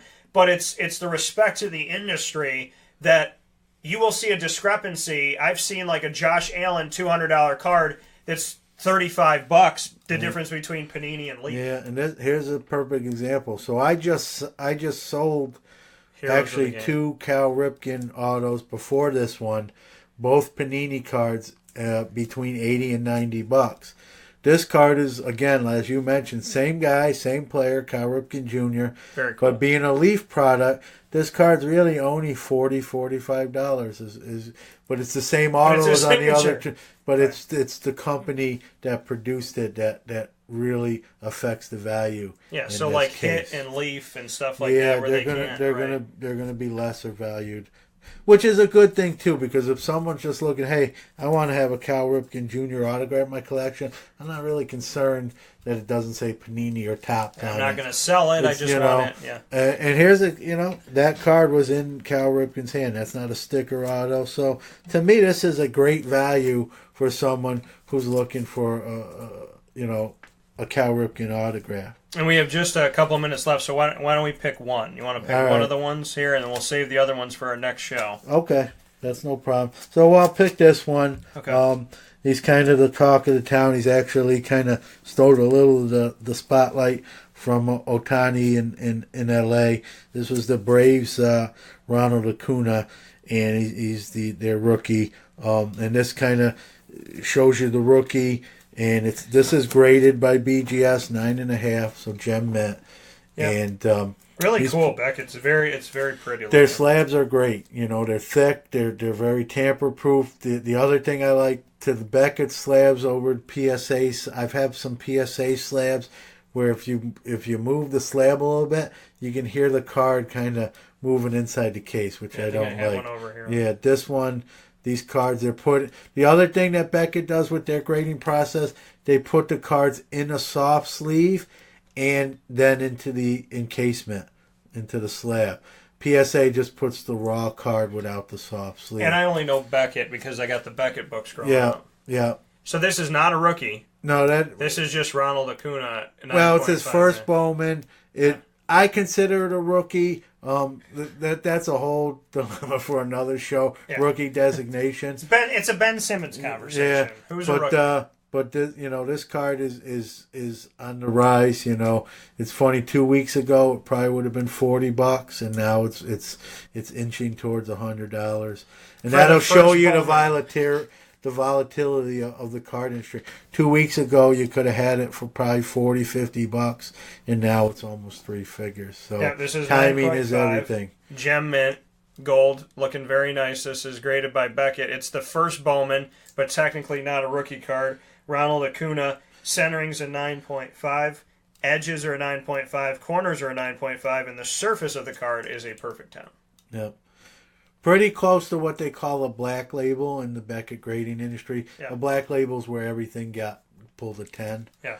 So this is not a rookie card, but it's his first Bowman. It's funny, this is not a rookie card per se, but it came out before cards that were considered his rookie card. It's very confusing, even to me. Yeah. Well, and the thing is, too, because you say, well, how can it not be a rookie? If you look at the 2016 stats, they have an asterisk because it's his minor league records. So there's no major league, which you'd think if he's in the minors, you're not in the majors, then this would be a rookie card because the only statistics are in the minors. Yeah. So we see first Bowman. And is that, for anybody that's in the minor league to the majors, are we always going to see that first over Bowman? Bowman does that. Bowman tells you this is their first Bowman card. Yeah, so every time they make a card of a player, and that's their first appearance, it's almost, we're getting a little bit into comics. Yeah. This is going to advertise. Okay. This is their first Bowman production. Okay. So he has Bowman cards since then, but you won't. The first Bowman only appears on this card. Okay. And do they do this for every? Well, I mean, for Bowman every, doesn't for have every the NFL player. logo, but- Yep, every player. Okay. Yeah. So that's Ronald Acuna, not a rookie card, but the first Bowman card. Yeah. Which is kind of like a rookie card. And it's more valuable than most of cards that are considered His rookie. real rookies. This is a minor league It's card. very confusing. to Ronald some. Acuna. So that coming from John Newman of Newman Sports Cards, we put on the video here where you can buy. It's ecwid.com/store/Newman Sports Cards. It's right up here for you. They're on Facebook, Twitter, and Instagram. And John is here with me, hanging out on video and audio. I'll make it easy for everybody. I know that's a long URL. If you Google Newman Sports Cards, It'll come up. Unless my son decides to break off and compete against me, it's the first one that comes up. So. Yeah, so if you look up Newman Sports Cards, you will find it. Just right on Google, Yahoo, wherever. You will look it up there and find it. ecwid.com/store/Newman Sports Cards, or just look up Newman Sports Cards and you'll find it. To get to John and get to somebody who is caring, honest, and does his due diligence to make sure you're getting what you need when you need it, and doing the best he can in the community here, and to anybody around the world that wants cards. So Yeah, and even if you just have a question, I love making sales, don't get me wrong, but as I know I sound like a broken record, but you just want to know something, an inquiry, that's I have no problem answering those type of questions. And really, really quick, just give where you're writing your articles now. Baseball Card Life. It's baseballcard.life / again, if you go to Google and put in all one word, Baseball Card Life, you can get there. There's 5 of us writers. We write everything about the hobby, good, bad. I just wrote a piece. We talked about eBay today. I just wrote a piece that talked about my 22-year history with the website. How it affected my card store back in the day, and actually caused me kind of to go in a different direction. The good, the bad, and ugly of it. Things to look out for. Kind of almost a history of eBay, Yeah. And we write all sorts of articles. Mike Trout Superfractor just sold for $400,000. So almost $500,000. A Mike Trout, a modern day. That's like Amazing Fantasy number 15, first appearance of Spider-Man. Yeah, it's just 400K. crazy. But to think a card produced in this almost less than 20 years ago, actually less than 5 years ago, Yeah. just brought almost $500,000. We're not talking about the Honus Wagner pre-war card. We're talking about a modern day card. Yeah. Just brought $400,000. And if he craps out for the rest of his career, who knows where it's going to go. Yeah. So it's funny how things work out and how I can get a Nolan Ryan card for $15 or a Hank Aaron card, but Mike Trout, $400,000. Yeah, what I don't want to see is the eBay commission on that thing. That thing is because that's where it's sold is on eBay. It's on eBay. Well, that coming from John Newman of Newman Sports Cards, myself, Dan Tortora of Wake Up Call. Thanks for watching us. Continue to watch our videos. Facebook.com/WakeUpCallDT, YouTube.com/WakeUpCallDT, on WakeUpCallDT.com, and of course you'll find us at WakeUpCallDT on Facebook, at CallDT on Twitter, at WakeUpCall_DT on Instagram. Newman Sports Cards is on Facebook, Twitter, and Instagram as well. John, as always, pleasure, my good sir. Thank you. Always fun. Have a great day, folks. We'll talk with you very soon. God bless and be well.